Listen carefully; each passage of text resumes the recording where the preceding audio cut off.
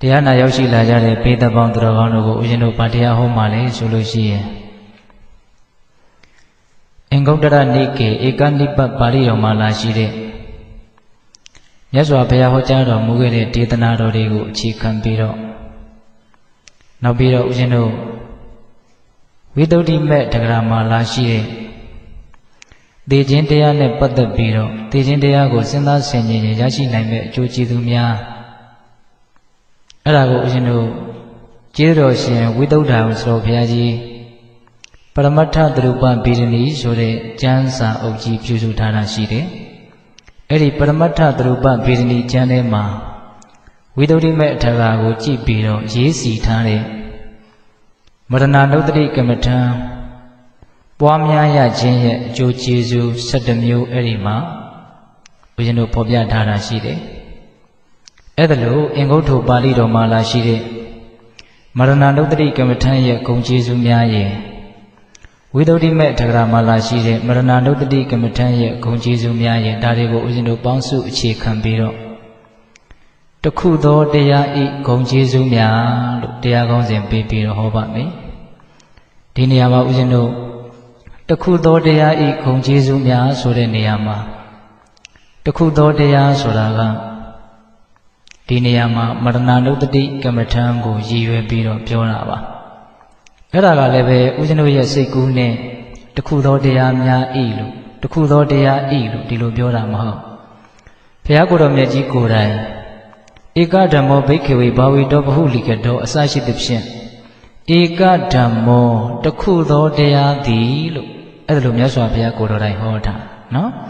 ဒါကြောင့်ဦးဇင်းတို့တရားကောင်းစဉ်ကိုတခုသောတရားဤဂုဏ်ကျေးဇူးများလို့ပေသက်ပေါင်းသူတော်ကောင်းတို့မှတ်သားကြရနော်ဒီတရားဒေသနာတော်ကိုမဟောကြားသေးခင်မနာကြသေးခင်မှာတရားတော်အလုံးကိုဟောကြားတော်မူခဲ့တဲ့ဘုရားရှင်ကိုယ်တော်မြတ်ရဲ့အင်မတန်အေးချမ်းကြည်လင်တော်မူတဲ့မဟာကရုဏာကိုသိစရာတရားလုံးစုံကိုသိတော်မူမြင်တော်မူတဲ့သဗ္ဗညုတဉာဏ်ဒီဟုသောပညာကို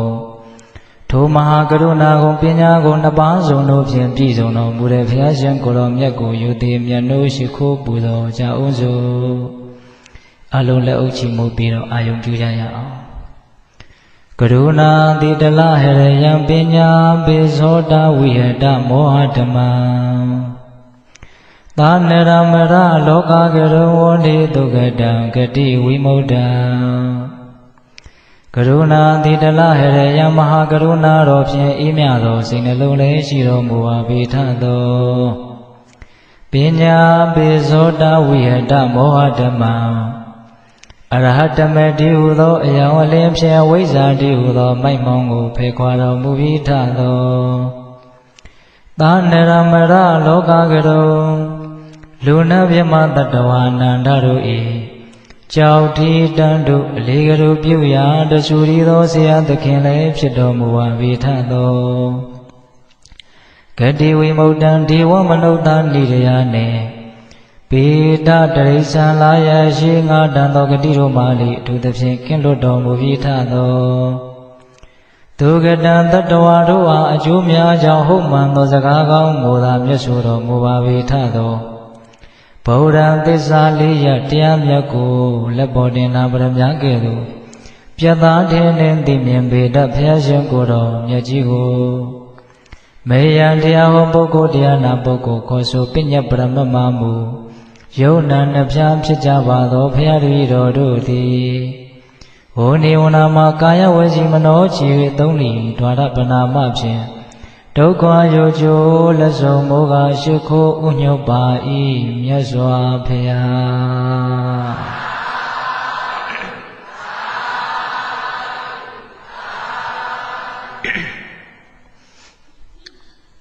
တခုသောတရားဤဂုဏ်ကျေးဇူးများတဲ့စတင်ပြီးတော့နာယူကြည်ညိုကြရအောင်ဦးဇင်းတို့ဘုရားရှင်ကိုယ်တော်မြတ်ကြီးဟောကြားတော်မူခဲ့တဲ့အင်္ဂုတ္တပါဠိတော်ကိုအရင်စပြီးတော့မှတ်သားကြည့်မယ်ဧကဓမ္မောဘိက္ခဝေဘာဝိတောဘဟုလိကတောဧကန္တနိဗ္ဗိရာယဝိရာဂယနိရောဓာယဥပတမယအဘိညာယသံဘောဓာယနိဗ္ဗာနာယတံဝတ္တန္တိ ဘိက္ခဝေယဟန်တော်များအိုချစ်သားတို့ဧကဓမ္မောတခုသောတရားသည်ဘာဝေတော်ပွားများအပ်သည်ရှိသောဘဟုလေကတော်ကျင့်ဖန်များစွာအလေးအလာပြုအပ်သည်ရှိသောဧကန္တနေဗိရာယစင်စစ်ဧကံဝိစင်းရဲကိုညီးငွေစေရန်လွတ်ငါ၎င်းဝိရာဂာယဆွဲလန်းခြင်းရာဂတရားကင်းခြင်းငါ၎င်းနိရောဓယကိလေသာခတ်သိမ်းချုပ်ငြိမ်းစေခြင်းငါ၎င်းအဘိညာယထူသောဉာဏ်ဖြင့်သိခြင်းငါ၎င်းတမ္မောဓယသစ္စာလေးပါးကိုထိုးထွင်း၍သိခြင်းငါ၎င်းနိဗ္ဗာနာယနိဗ္ဗာန်ကိုမျက်မှောက်ပြုခြင်းငါ၎င်းတံဝတ္တန္တိဖြစ်ကုန်၏ရှင်းသားတို့တခုသောတရားကိုပွားများမယ်ကျင့်ဖန်များစွာအလေးအလာပြုမယ်ဆိုလို့ရှိရင်အကျိုးတရား9မျိုးရနိုင်တယ်တခုသောတရားကိုပွားများမယ်ကျင့်ဖန်များစွာအလေးအလာပြုမယ်ဆိုရင်အကျိုးတရားဘယ်နှပါးရနိုင်လဲ9ပါးရနိုင်တယ်ဒီနေရာမှာတခုသောတရားဆိုတာကစောစောကဦးဇင်းတို့နည်းနည်းတော့ပြောခဲ့ပြီနော်ငါဟာတစ်နေ့တရားလိမ့်မယ်တစ်ချိန်တရားလိမ့်မယ်သိခြင်းတရားကိုငါဘယ်လိုမှရှောင်လို့လွှဲလို့မရနိုင်ဘူးငါဟာသေလူပါလို့ကိုယ့်ဘဝရဲ့အခြေအနေမှန်ကိုကောင်းကောင်းသဘောပေါက်ပြီးတော့ဒီနေ့တရားလိမ့်မယ်ဆိုတဲ့အကြောင်းကိုပဲထက်ကြီးတလဲလဲစဉ်းစားနေတာဆင်ခြင်နေတာနှလုံးသွင်းနေတာကိုအဲ့ဒါမရဏဒုတ္တိဘာဝနာမရဏဒုတ္တိကမ္မထံစီပြန်တယ်လို့မဆိုဘူးလားဆိုတယ်အဲ့ဒါလို့သိခြင်းတရားကိုအမှန်ထက်ထက်တတိယနေခြင်းကိုပဲဒီနေရာမှာဦးဇင်းတို့တခုသောတရားလို့မြတ်စွာဘုရားကြီးပဲပြီးတော့ပြောတယ်အဲ့ဒါဦးဇင်းတို့အတိတ်ပြောရရင်တော့သိခြင်းတရားကိုအမှန်ထက်ထက်စဉ်းစားဆင်ခြင်မယ်အဲ့ဒါလို့ဆိုရင်အကျိုးကျေးဇူး9မျိုးရနိုင်နေတဲ့ရနိုင်တဲ့အကျိုးကျေးဇူးတွေကဘာတွေလဲဆိုတော့နံပါတ်1ဧကန္တနိဗ္ဗိဒာယတန်တရားဟာဆင်းရဲဒုက္ခသာမျှဆင်းရဲဒုက္ခမျှတာဖြစ်တယ်ခန္ဓာဟာအကောင်းတရားမဟုတ်ဘူးလို့ကောင်းကောင်းသဘောပေါက်ပြီးတော့ညီးငွေတဲ့ညီးငွေတိုက်တဲ့သဘောတရားတွေရဲ့အပေါ်မှာညီးငွေတယ်ဆိုတဲ့သဘောမိမိတို့ရဲ့တဏ္ဍာမှာတေချာပေါက်ဖြစ်လာပြီတဲ့တကယ်စင်စစ်လောကကြီးကตายရတရားမဟုတ်ဘူးညီးငွေတရားသာဖြစ်တယ်လို့သူတော်ကောင်းကြီးတွေကအဲ့ဒါလို့သိမြင်ထားတယ်နားလည်ထားတယ်တရားဓမ္မတို့ဦးဇင်းတို့အတိဉာဏ်ဉာဏ်မပြည့်စုံညာသေးတဲ့မကြီးကျယ်ကြသေးတဲ့ပုဂ္ဂိုလ်တွေကတော့ตายရတဲ့စိတ်တွေလည်းရှိမှာပေါ့ဒါပေမဲ့တန်တရားခန္ဓာဆိုတာဟာตายရเสียတော့မဟုတ်ဘူးလို့ဆိုအဲ့ဒီအမှန်တရားကိုသိမြင်နားလည်ပြီးတော့ဒီနေ့တရားလိမ့်မယ်လို့သိခြင်းတရားကိုဖမှန်ထက်ထက်စဉ်းစားဆင်ခြင်ခြင်းဖြင့်တန်တရားဝိဆင်းရဲကိုညီးငွေတဲ့စစ်မှန်တဲ့တန်ဖိုးကြီးတဲ့နိဗ္ဗိဒာဉာဏ်ကိုသိကြပေါက်ရလိမ့်မယ်ဒါနံပါတ်1ရနိုင်တဲ့အကျိုးကျေးဇူးဧကန္တာနိဗ္ဗိဒာယဝိရာဂာယနံပါတ်2ကပါလဲဆိုဝိရာဂာယဆွဲလန်းခြင်းမမောခြင်းຢာကကင်းမယ်နော်ဝိရာဂာယနောက်နိရောဓာယဆွဲလန်းခြင်းကင်းတဲ့အတွက်ကြောင့်ဆွဲလန်းခြင်းကြောင့်ဖြစ်ပေါ်လာမဲ့နောက်ဆက်တွဲအပူဓာတ်အလောင်ဓာတ်ဒုက္ခတွေငြိမ်းသွားပြီနိရောဓာယဥပဒမာယတဲ့အဲ့ဒါလို့ဒုက္ခတွေအပူဓာတ်တွေအလောင်ဓာတ်တွေငြိမ်းသွားတဲ့အတွက်ကြောင့်နှလုံးစိတ်ဝမ်းငြိမ်းချမ်းခြင်းဆိုတဲ့အကျိုးကျေးဇူးကိုလည်းရမယ်တဲ့နော်ဧကန္တနိဗ္ဗိဒာယဝိရာဂာယနိရောဓာယဥပဒမာယ၄ခုရှိသွားပြီနော်နောက်အဘိညာယတဲ့ထူးသောဉာဏ်ဖြင့်သိမယ်ထူးသောဉာဏ်ဖြင့်သိမယ်ဆိုတာကမိမိတို့ခန္ဓာမှာဖြစ်ပေါ်နေတဲ့အကြောင်းအားလျော်စွာဖြစ်ပေါ်နေတဲ့သဘာဝတရားတွေဟာဖြစ်ပေါ်လာပြီးတဲ့နောက်ချုပ်ပြောက်သွားကြတယ်လို့အနိစ္စလက္ခဏာကိုစတင်သိမြင်ပြီးတော့ထိုမှတစ်ဆင့်ဒုက္ခလက္ခဏာအနတ္တလက္ခဏာလက္ခဏာရေး၃ပါးကိုတင်းတင်းရှားရှားသိမြင်တဲ့ဝိပဿနာဉာဏ်ရတာကိုအဲ့ဒါထူးသောဉာဏ်ဖြင့်သိတယ်လို့ဆိုတယ်တဲ့နော်အဘိညာယထူးသောဉာဏ်ဖြင့်သိမယ်ဆိုတာဝိပဿနာဉာဏ်ကိုရမယ်လို့ပြောတာတဲ့နောက်တမ္မောဓာယထိုးထွင်းပြီးတော့သိမယ်တဲ့ဉာဏ်အဆင့်တက်လာတယ်ပေါ့တမ္မောဓာယထိုးထွင်းပြီးတော့သိတယ်ဆိုတာကမဲ့ဉာဏ်၄ပါးဖြင့်နိဗ္ဗာန်ကိုမျက်မှောက်ပြုနိုင်သည့်အထိကိလေသာကိုပယ်ရှားသုတ်သင်နိုင်သည့်အထိထက်မြက်တဲ့ဆုရှတဲ့ဉာဏ်ပညာကိုရမယ်လို့ဆိုလိုတာနော်တမ္မောဓာယနောက်နိဗ္ဗာန်ယဉာဏ်တွေကအဲ့လောက်ထက်လာတယ်အတိတွေကအဲ့လောက်ကြီးလာတယ်ဆိုရင်အဲ့ဒီပုဂ္ဂိုလ်ဟာနိဗ္ဗာန်ချမ်းသာကိုမျက်မှောက်ပြုပြီးတော့ဒုက္ခခတ်သိမ်းငြိမ်းရမယ်ပေါ့အကျိုးကျေးဇူးဘယ်နှပါးပြောထားလဲ9ပါးပြောထားတယ်စင်စစ်ဧကံဝိဆင်းရဲကိုညီးငွေ့မယ်ဆွဲလန်းခြင်းမမောခြင်းဆိုတဲ့ຢာကတရားကင်းမယ်နိရောဓာယဆိုတဲ့ဒုက္ခတွေငြိမ်းမယ်ဥပဒမာယဆိုတဲ့နှလုံးစိတ်ဝမ်းငြိမ်းချမ်းမယ် အဘိညာယဆိုတဲ့ဝိပဿနာဉာဏ်ကိုရမယ်တမ္မောဓာယဆိုတဲ့မဉ္ဇဉ်၄ပါးကိုရမယ်နိဗ္ဗာန်ယဆိုတဲ့နိဗ္ဗာန်ကိုမျက်မှောက်ပြုရမယ်ဒါမြတ်စွာဘုရားကိုယ်တော်တိုင်အာမခံပြီးတော့ဟောထားဒါဥစဉ်တို့အင်္ဂုတ္တပါဠိတော်ဧကနိပ္ပမှာလာရှိတဲ့တခုသောတရားရဲ့ဂုဏ်ကျေးဇူးများပေါ့ဥစဉ်တို့ဒီကနေ့ပြောချင်တာကအဲ့ဒီမြတ်စွာဘုရားဟောထားတဲ့အဲ့ဒီဂုဏ်9ပါးကိုအဓိကထားပြီးတော့မပြောချင်ဘူးဝိသုဒ္ဓိမေအထက်ကရာမှာလာရှိတဲ့စကားတော်ကိုယူပြီးတော့ဝိသုဒ္ဓအောင်ဆိုတော်ဘုရားကြီးရေးစီခဲ့တဲ့ဂါထာလေး၃ပုဒ်ကိုအခြေခံပြီးတော့တခုသောတရားရဲ့ဂုဏ်ကျေးဇူးများကိုအထူးပြုပြီးတော့ပြောချင်တယ်ဟုတ်ရဲ့လားအဲ့ဒီဝိသုဒ္ဓိမေကျမ်းမှာတော့ဒီတခုသောတရားလို့ဆိုရတယ်သိခြင်းတရားကိုဖမှန်တတ်တတ်စဉ်းစားဆင်ခြင်ခြင်းဖြင့်ရရှိနိုင်တဲ့အကျိုးကျေးဇူးကို17မျိုးညွှန်ပြထားတယ်ဒါကတော့မြတ်စွာဘုရားတိပြင်ပါဠိတော်တွေထဲမှာဟောထားတာတွေပါယူပြီးတော့နော်ရှင်မဘုဒ္ဓဂေါတမထေရကရေးထားတာပေါ့နော်အဲ့တော့ဘေးသက်ပေါင်းသူတော်ကောင်းတို့သူကပိုးပြီးတော့ပြည့်စုံတယ်ကျေပြတ်တယ်လို့နားလည်ရမယ်ဟုတ်ရဲ့လားစောတော်တုန်းကမြတ်စွာဘုရားဟောထားတဲ့တစိတစ်ပိုင်းကတော့9မျိုးပဲပြောထားတယ်နော်အခုပြောမှာကဘယ်နှမျိုးလဲ17မျိုးကိုပြောမှာအဲ့ဒါဒီကနေ့ညဦးဇင်းတို့ကတခုသောတရားရဲ့ဂုဏ်ကျေးဇူးတွေကိုစုံစုံစိစိသိသိခြင်းလို့ပါဠိတော်မှာလာတဲ့အကျိုးကျေးဇူး9မျိုးကိုလည်းဒါအချင်းချုပ်ပြီးတော့ပြောလိုက်ပါတယ်အဓိကဦးစားပေးပြီးတော့ပြောချင်တာကဝိသုဒ္ဓိမေအထက်ကရာမှာလာတဲ့အကျိုးကျေးဇူး17မျိုးကိုပြောချင်တာဟုတ်ရဲ့လားအဲ့ဒီမှာဦးဇင်းတို့ဝိသုဒ္ဓအောင်ဆိုတော်ဘုရားကြီးကမှတ်ရသားရဉာဏ်ထဲမှာသိသိရလွယ်ကူအောင်ဆိုပြီးတော့နော်ပါဠိလိုကြပြာလေးဖွဲ့ပြီးတော့ရေးထားတာပေါ့နော်ဂါထာလိုလဲဆိုမယ်ပေါ့နော်ဘာရေးထားလဲဆိုတော့အပမတ္ထာတရာဟောထလဘတိအနပိရတေဇီဝေနိကန္တိဇဟတိပါပံသောကရဟိဘဝေအာတဏိတိဘဟုလောစပရိခာရေတောမစ္စေရောအနိစ္စတင်ညာပရိစ္ဆေယကတေတာသတ္တုပဒိဋ္ဌတိအဘေယောအတ္တမုံလုံးဝတန္တောကာလံကရောတိတောအမတံစေနာတိကတောသောတုဂတိပရာယနောဂါထာလေး၃ပုဒ်ဖြင့်မရဏနုတ္တိကမ္မထံရဲ့ဂုဏ်ကျေးဇူး17မျိုးကိုပြောထားအဲ့ဒါကိုဦးဇင်းတို့တစ်ခုစီပိဿပေါင်းသူတော်ကောင်းတို့မှတ်သားရလွယ်အောင်နော်အကြောင်းယုတ်တိကလေးတွေနဲ့ဦးဇင်းတို့ပြောဖို့စီစဉ်ထားနော်အဲ့တော့နံပါတ်1ရရှိမဲ့အကျိုးတရားကဘာလဲဆိုတော့ပထမဦးဆုံးဂါထာကိုစတင်ပြီးတော့အခြေခံပြီးတော့ပြောကြရအောင်အပမတ္ထာတရာဟောထလဘတိနပိရတိဇီဝေနိကန္တိဇဟတိပါပံသောကရဟိဘဝေအပမတ္ထာတရာဟောထတရားအခခသိအပမတ္ထာမမိတ်မလျော့ခြင်းဆိုတဲ့အပမာဒတတိတရားနဲ့ပြည့်စုံလိမ့်မယ်တဲ့အဲ့ဒီပုဂ္ဂိုလ်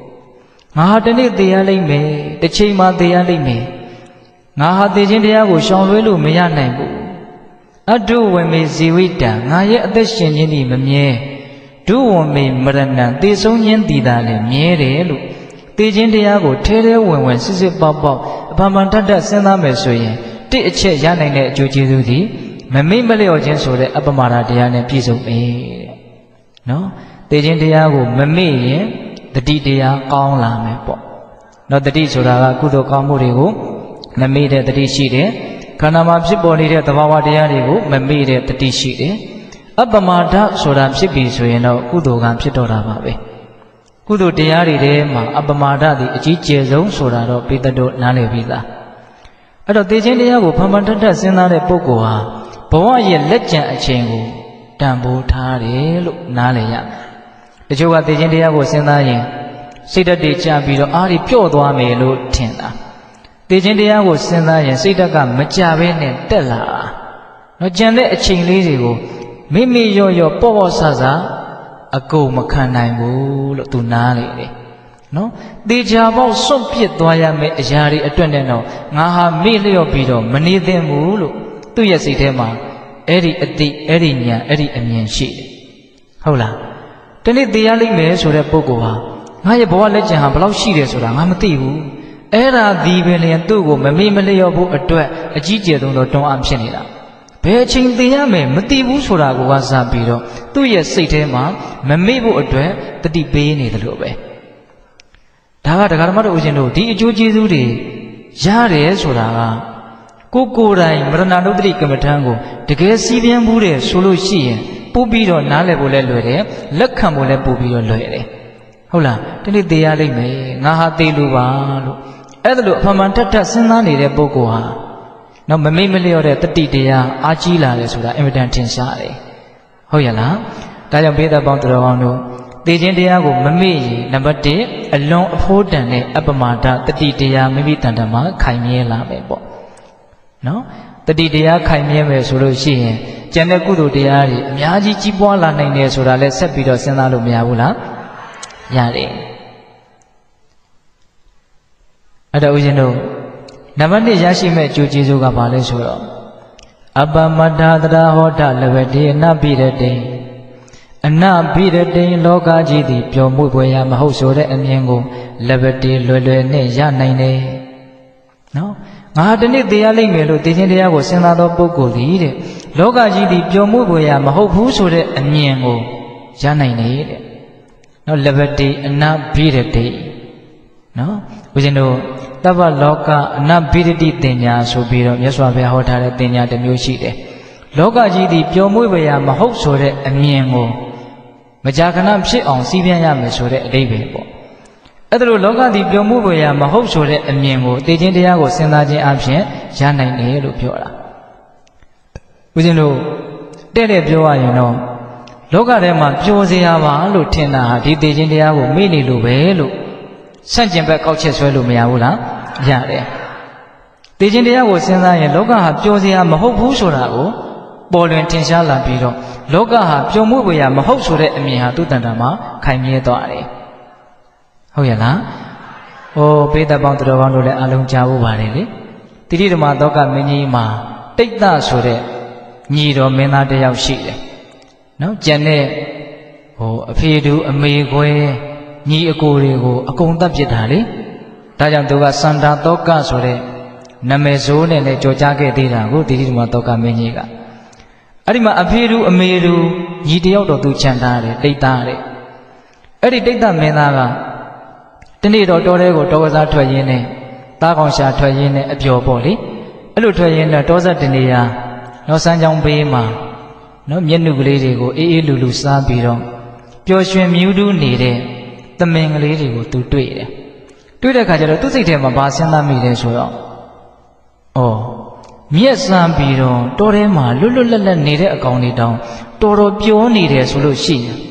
ကောင်းတဲ့အစားအစာတွေကိုစားပြီးတော့ငါနောင်တော်မင်းမြတ်ရဲ့အပြုစုအယူရကိုခန်းနေတဲ့ယဟန်နေဟံဘလောက်များပျော်လိမလဲလို့သူကစဉ်းစားတယ်တဲ့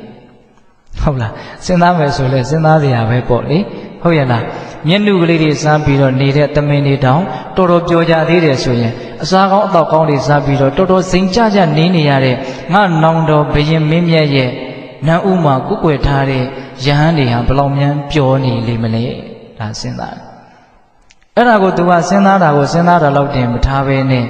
ဘယင်ကြီးကိုလျှောက်တယ်လျှောက်တော့ဘယင်ကြီးစိတ်ထဲမှာမကောင်းဘူးပေါ့အတွေးခေါ်တော့လွဲနေပြီဒါပေမဲ့အဲ့ဒီအတွေးခေါ်လွဲနေတာကိုတဲ့အောင်ဘယ်လိုလုပ်မလဲဘယင်ကြီးကညံရှိတဲ့အတွက်ကြောင့်ဒါရိုက်သူ့ကိုမင်းမအတွေးခေါ်တွေလွဲနေပြီငါတဲ့ပေးမယ်လို့အဲ့လိုမျိုးမလုပ်ဘူးဘာလုပ်လဲဆိုတော့ရုတ်တရက်အဲ့ဒီစကားနဲ့မဆက်ဆက်တယ်လို့ပေါ့လေဟုတ်လားငါကြီးမနေ့ဖြန်ကစပြီးတော့မင်းဟာထီနန်းစည်းစိမ်ကို9ရက်ခံစားရမယ်စံစားရမယ်ပြီးရင်9ရက်မြောက်တဲ့နေ့မှာမင်းကငါတတ်မယ်ရာဇဒံတစ်ခါလေးချတကယ်လို့ထင်တာပေါ့ဒါပေမဲ့စိတ်ထဲကညီကိုအမြင်မှန်ရဖို့အတွက်ဘုရင်ကြီးကပြိယေနဲ့ဒီအမိန့်ကိုပေးတာနော်9ရက်ထီနန်းစည်းစိမ်ကိုယူရမယ်ပြီးရင်သေပေးရမယ်အဲ့လိုပြောပြီးတော့ညီလာခံကိုရုပ်သိမ်းလိုက်အဲ့ဒါနောက်နေ့ကစပြီးတော့တိတ်တမင်းသားရှင်ဘုရင်ဖြစ်တယ်1ရက်2ရက်3ရက်4ရက်5ရက်6ရက်9ရက်ပြီးရင်မလုပ်ရမယ်သေရမယ်အဲ့ဒါဘုရင်ကြီးကဒီ5 6ရက်မြောက်နေ့လောက်ရောက်တော့သူ့ရဲ့ညီကိုမေးတယ်နန်းစည်းစိမ်ကိုရတာဟောဒီတိုင်းပြည်ကြီးတစ်ခုလုံးမှာမင်းဟာအရှင်သခင်ပဲမင်းနဲ့ကြီးတဲ့စည်းစိမ်ကတော့မရှိတော့ဘူးအဲ့တော့မင်းတော်တော်ဖြော်လားလို့မေးတယ်တဲ့ဘယ်မှာလာပြောမှမလို့နောင်တော့ဘာဖြစ်လို့တော့9ရက်ပြီးရင်သေရမယ်ဆိုတဲ့အတိကြီးကစိတ်ထဲမှာလွှမ်းမိုးနေတဲ့အတွက်ကြောင့်ဒါတွေဟာဘလို့ပဲပျော်စရာကောင်းတယ်လို့ပဲဆိုဘလို့မှမပြောနိုင်ဘူးဒါပေးတဲ့လို့လဲကိုစားပြုကြည့်ပါနော်အင်မတန်ချမ်းသာတဲ့ကြွယ်ဝတဲ့အလုံး မရှိဘူးဆိုတာမရှိလောက်အောင်ပြည့်စုံတဲ့ပုဂ္ဂိုလ်ပင်ဖြစ်စေကမူတေချာပေါက်တေရမယ်ယောဂဆွက်ကပ်နေတယ်ဆိုတာကိုမြန်သိခဲ့မယ်ဆိုရင်အဲ့ဒီပုဂ္ဂိုလ်ပြောနိုင်မလားမပြောနိုင်ဘူးအဲ့လိုတေချာပေါက်တေရမယ်ဆိုတာသိတဲ့အတွက်ကြောင့်သူ့မှာပြောရွှင်တယ်ဆိုတာမရှိပါဘူးအဲ့တော့ဒီနေရာမှာစဉ်းစားတဲ့တစ်ခုတော့လည်းရှိတာပေါ့လေပြောတယ်မပြောဘူးဆိုတာပြင်ဘက်ကအရာတွေပေါ်မှာကြီးမူတည်တာမဟုတ်ဘူးဆိုတဲ့အချက်ဒါလေးလည်းပဲဦးဇင်းတို့ရားပြက်စဉ်းစားကန်းလဲဝင်စေခြင်းနဲ့ဦးဇင်းကဟုတ်လားပြောတယ်မပြောဘူးဆိုတာဒါတွေရဲ့ပုံမှာကိုယ်စိတ်ဘလို့သဘောထားသလဲဆိုတာပုံမှာအများကြီးမူတည်တယ်တခါတည်းမှာလူတယောက်ကိုကြည့်ပြီးတော့သူတို့ကတော့တော်တော်ပြောနေမှာပဲလို့ထင်ကြရမ်းကြတာပေါ့နော်အဲ့ဒီလူဘလောက်ပူလောင်ပြီးတော့မျက်ရည်နဲ့မျက်ခွက်ဖြစ်နေတယ်ဆိုတာကိုသိတာမဟုတ်ရဲ့လားဒါကြောင့်ပိဿပေါင်းသူတော်ကောင်းတို့တိတ်တမင်းသားက9 ရက်နေရင်သေရမယ်ဘေးကြီးချင်းချောက်နေတဲ့အတွက်ကြောင့်လောလောဆယ်မင်းစည်းတိမ်ကိုရနေတော့လည်းပဲသူမပြောနိုင်ပါဘူးတဲ့အဲ့ဒီတော့မှမင်းကြီးကငါညီတဲ့မင်းကိုအဲ့ဒီအတိညာဏ်ကိုရသိခြင်းလို့ငါပြိယံနဲ့အမိန့်ကိုချမှတ်တာမင်းက9 ရက်နေမှသေရမယ်လို့သိတာဒီအရှင်မြတ်တွေဟာဒီသေခြင်းတရားသည်အချိန်မရွေးရောက်လာနိုင်တယ်ဆိုတာကိုသူတို့အမြဲတမ်းစီးပြန်းနေတယ်နောက်ဦးဇင်းတို့မြတ်စွာဘုရားလက်ထက်ကတရက်နေရင်သေရလိမ့်မယ်ငါ့အတက်ကတရက်လောက်မြန်ခံရင်တော့ကောင်းပါပြီဟောတချို့ကြတော့နေတဝက်တယ်တချို့ကြတော့လည်းပဲထမင်းတစ်နက်စားရုံလေးအသက်ရှင်ရင်တော့ငါဟာအကျိုးရှိတာကိုလုပ်နိုင်ပါပြီတချို့ကြတော့ထမင်းတစ်လုံးစားရုံညအသက်ရှင်နေဆိုရင်ကိုပဲငါဟာအကျိုးရှိတာကိုလုပ်နိုင်ပါပြီသေခြင်းတရားကိုအဲ့လောက်နီးနီးကပ်ကပ်မြင်တယ်ပေါ့တချို့ဆိုရင်ဝင်လေထွက်လေနော်ဝင်လေလေးထွက်မသွားခင်ထွက်လေလေးဝင်မလာသေးခင်သေခြင်းတရားကိုအဲ့လောက်နီးနီးကပ်ကပ်မြင်အောင်ကြိုးစားကြတဲ့ယဟန်တွေရှိတယ်ဆိုတာကိုကြားဘူးတယ်မဟုတ်လားဟုတ်တယ်အဲ့လောက်သေခြင်းတရားကိုနီးနီးကပ်ကပ်ကိုယ့်ရဲ့စိတ်ထဲမှာထင်မြင်အောင်ကြိုးစားတဲ့ပုံကိုယ်တွေမှာဘယ်လိုပဲစည်းစိမ်ဥစ္စာရှိတယ်လို့ဆိုပြောတယ်ဆိုတာဖြစ်နိုင်မလားလို့လက်တွေ့နော်မင်းကြီးကသူ့ရဲ့ညီကိုဒါအသိဉာဏ်ရတော့အောင်ပြောတာပေါ့ဒါကြောင့်ပိဿပေါင်းသူတော်ကောင်းတို့သေခြင်းတရားကိုသာတကယ်စဉ်းစားမယ်ဆိုရင်လောကကြီးသည်ပျော်မွေ့ပေရာမဟုတ်ဆိုတဲ့အမြင်မှန်ကိုမရနိုင်ဘူးလားရနိုင်တယ်တကယ်တမ်းကလည်းလောကကြီးကပျော်မွေ့ပေရာမဟုတ်ပါဘူးကိုကထင်တာကတော့အမျိုးမျိုးဖြစ်မှာပေါ့လေဟုတ်ရလားအေးဒါကြောင့်ဦးဇင်းတို့ဒုတိယမြောက်အကျိုးသေခြင်းတရားကိုစဉ်းစားရင်ပျော်မွေ့ပေရာမဟုတ်ဆိုတဲ့အမြင်မှန်ကိုရလိမ့်မယ်တဲ့နှစ်ချက်ရှိပြီနော်မမိတ်မလျော်ခြင်းဆိုတဲ့အပမရာတရားကြီးထွားလာမယ်ပျော်မွေ့ပေရာမဟုတ်ဆိုတဲ့အမြင်ကိုလည်းရမယ်ပေါ့အပမထာသရာဟောထလဘတေအနပိရတေဇီဝေနိကန္တိဇဟတိပါပံသောကရဟိဘဝေတတိယမြောက်အကျိုးကဘာလဲဆိုတော့ဇီဝေနိကန္တိဇဟတိဇီဝေအသက်နဲ့နိကန္တိကညှိတွေ့တာခြင်းကိုဇဟတိပယ်စွန့်နိုင်တယ်အသက်ရဲ့အပေါ်မှာဆွဲလန်းတွေ့တာမမောနေတဲ့နိကန္တိလို့ဆိုတဲ့နော်ကိုယ့်ရဲ့အသက်ပေါ်မှာဆွဲလန်းတဲ့တဏှာလောဘကိုပယ်စွန့်နိုင်တယ်ဒကာဓမ္မတို့ဦးဇင်းတို့လောကကြီးမှာအတွေ့အတာဆုံးဟာကိုယ့်ရဲ့အသက်ကိုယ့်ရဲ့အပေါ်မှာကိုယ်ဟာတွေ့တာမမောမှုအကြီးဆုံးပါပဲအတ္တသမပေမာနတ္ထိကို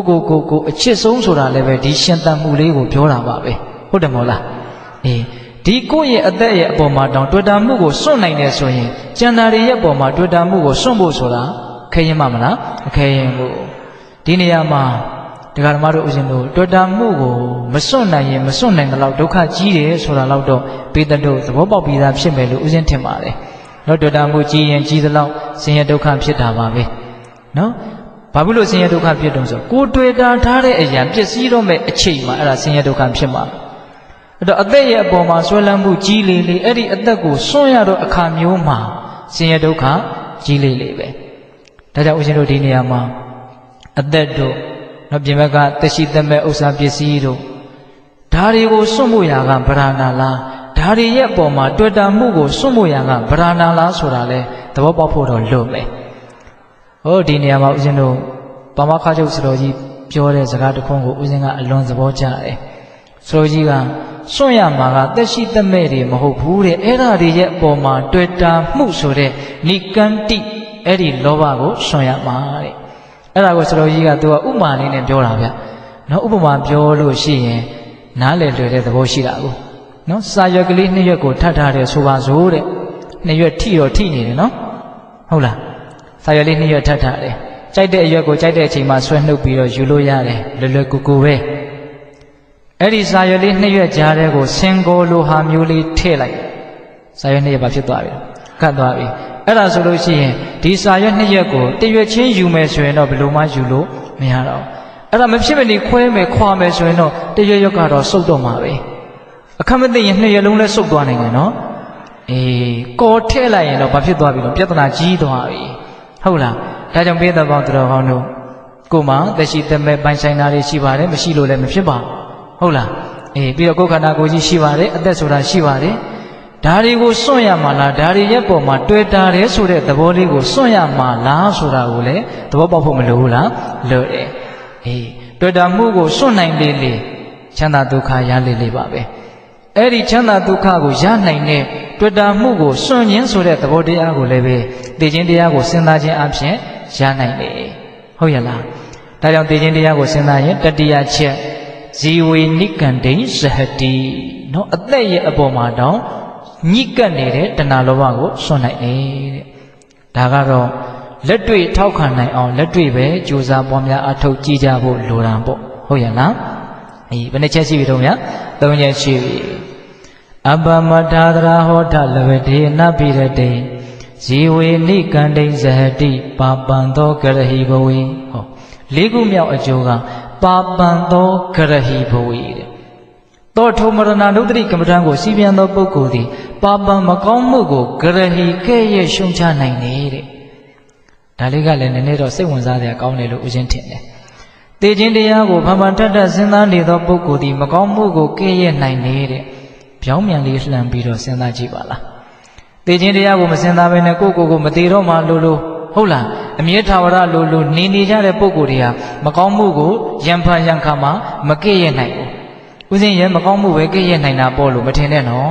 တခါတလေမကောင်းမှုကိုမကဲ့ရဲ့ပဲနဲ့မကဲ့ရဲ့တဲ့ပြင်မကောင်းမှုကိုချီးမွမ်းနေတာတွေတောင်ရှိဘူးလားဒီလိုခေတ်ကြီးမှာသီးခံနေလို့နင်းပြဖြစ်သွားမှာပေါ့အဲ့ဒါဘာပြောတာတော့နော်မကောင်းမှုကိုချီးမွမ်းနေတာဟုတ်ရလားဟုတ်တယ်မို့လားတခါကြီးမိုင်းများဒီခေတ်ကြီးကသူများမိုးကားရေတောင်းရင်တောင်းရမှာပေါ့ဘာပြောနေတာတော့မကောင်းမှုကိုလှုပ်တဲ့နယ်လို့ပြောခြင်းတစ်မျိုးပဲလို့ဦးဇင်းထင်တယ်ဟုတ်လားသိခြင်းတရားကိုစဉ်းစားနေတဲ့ပုဂ္ဂိုလ်ဟာတေချာပေါက်ပျက်စီးသွားမဲ့အရာအတွက်နဲ့ဘာမှမကောင်းမှုလုပ်เสียအကြောင်းမရှိဘူးလို့သူခိုင်းနေမှနားလေတယ်ဟုတ်လားအမြဲထာဝရလို့ထင်နေတဲ့ပုဂ္ဂိုလ်တွေသာလေရင်မကောင်းမှုပြုပြီဆိုရင်ရဲဆက်ဆက်ပြုရတာဟုတ်လားပျက်စီးမှာကိုကောင်းကောင်းမြင်ထားတဲ့ပုဂ္ဂိုလ်ဒီပျက်စီးမဲ့ဟာအတွက်နဲ့တော့မကောင်းမှုကိုသူမပြုဘူးအကယ်၍ပြုအောင်တောင်ဒါမကောင်းမှုလို့သူသိဟုတ်လားမကောင်းမှုကိုကဲ့ရဲ့နိုင်တယ်နော်လောကကြီးမှာမကောင်းမှုကိုကဲ့ရဲ့နိုင်နေဆိုတဲ့အည်အသွေးကလည်းလိုအပ်တယ်နော်မကောင်းတာကိုမကောင်းဘူးလို့ပြောရတဲ့တတ္တိနော်တခါကြီးဒီမိုင်းများပြောရင်စကားတွေအလွန်ကျယ်တယ်နော်ဒီကိစ္စက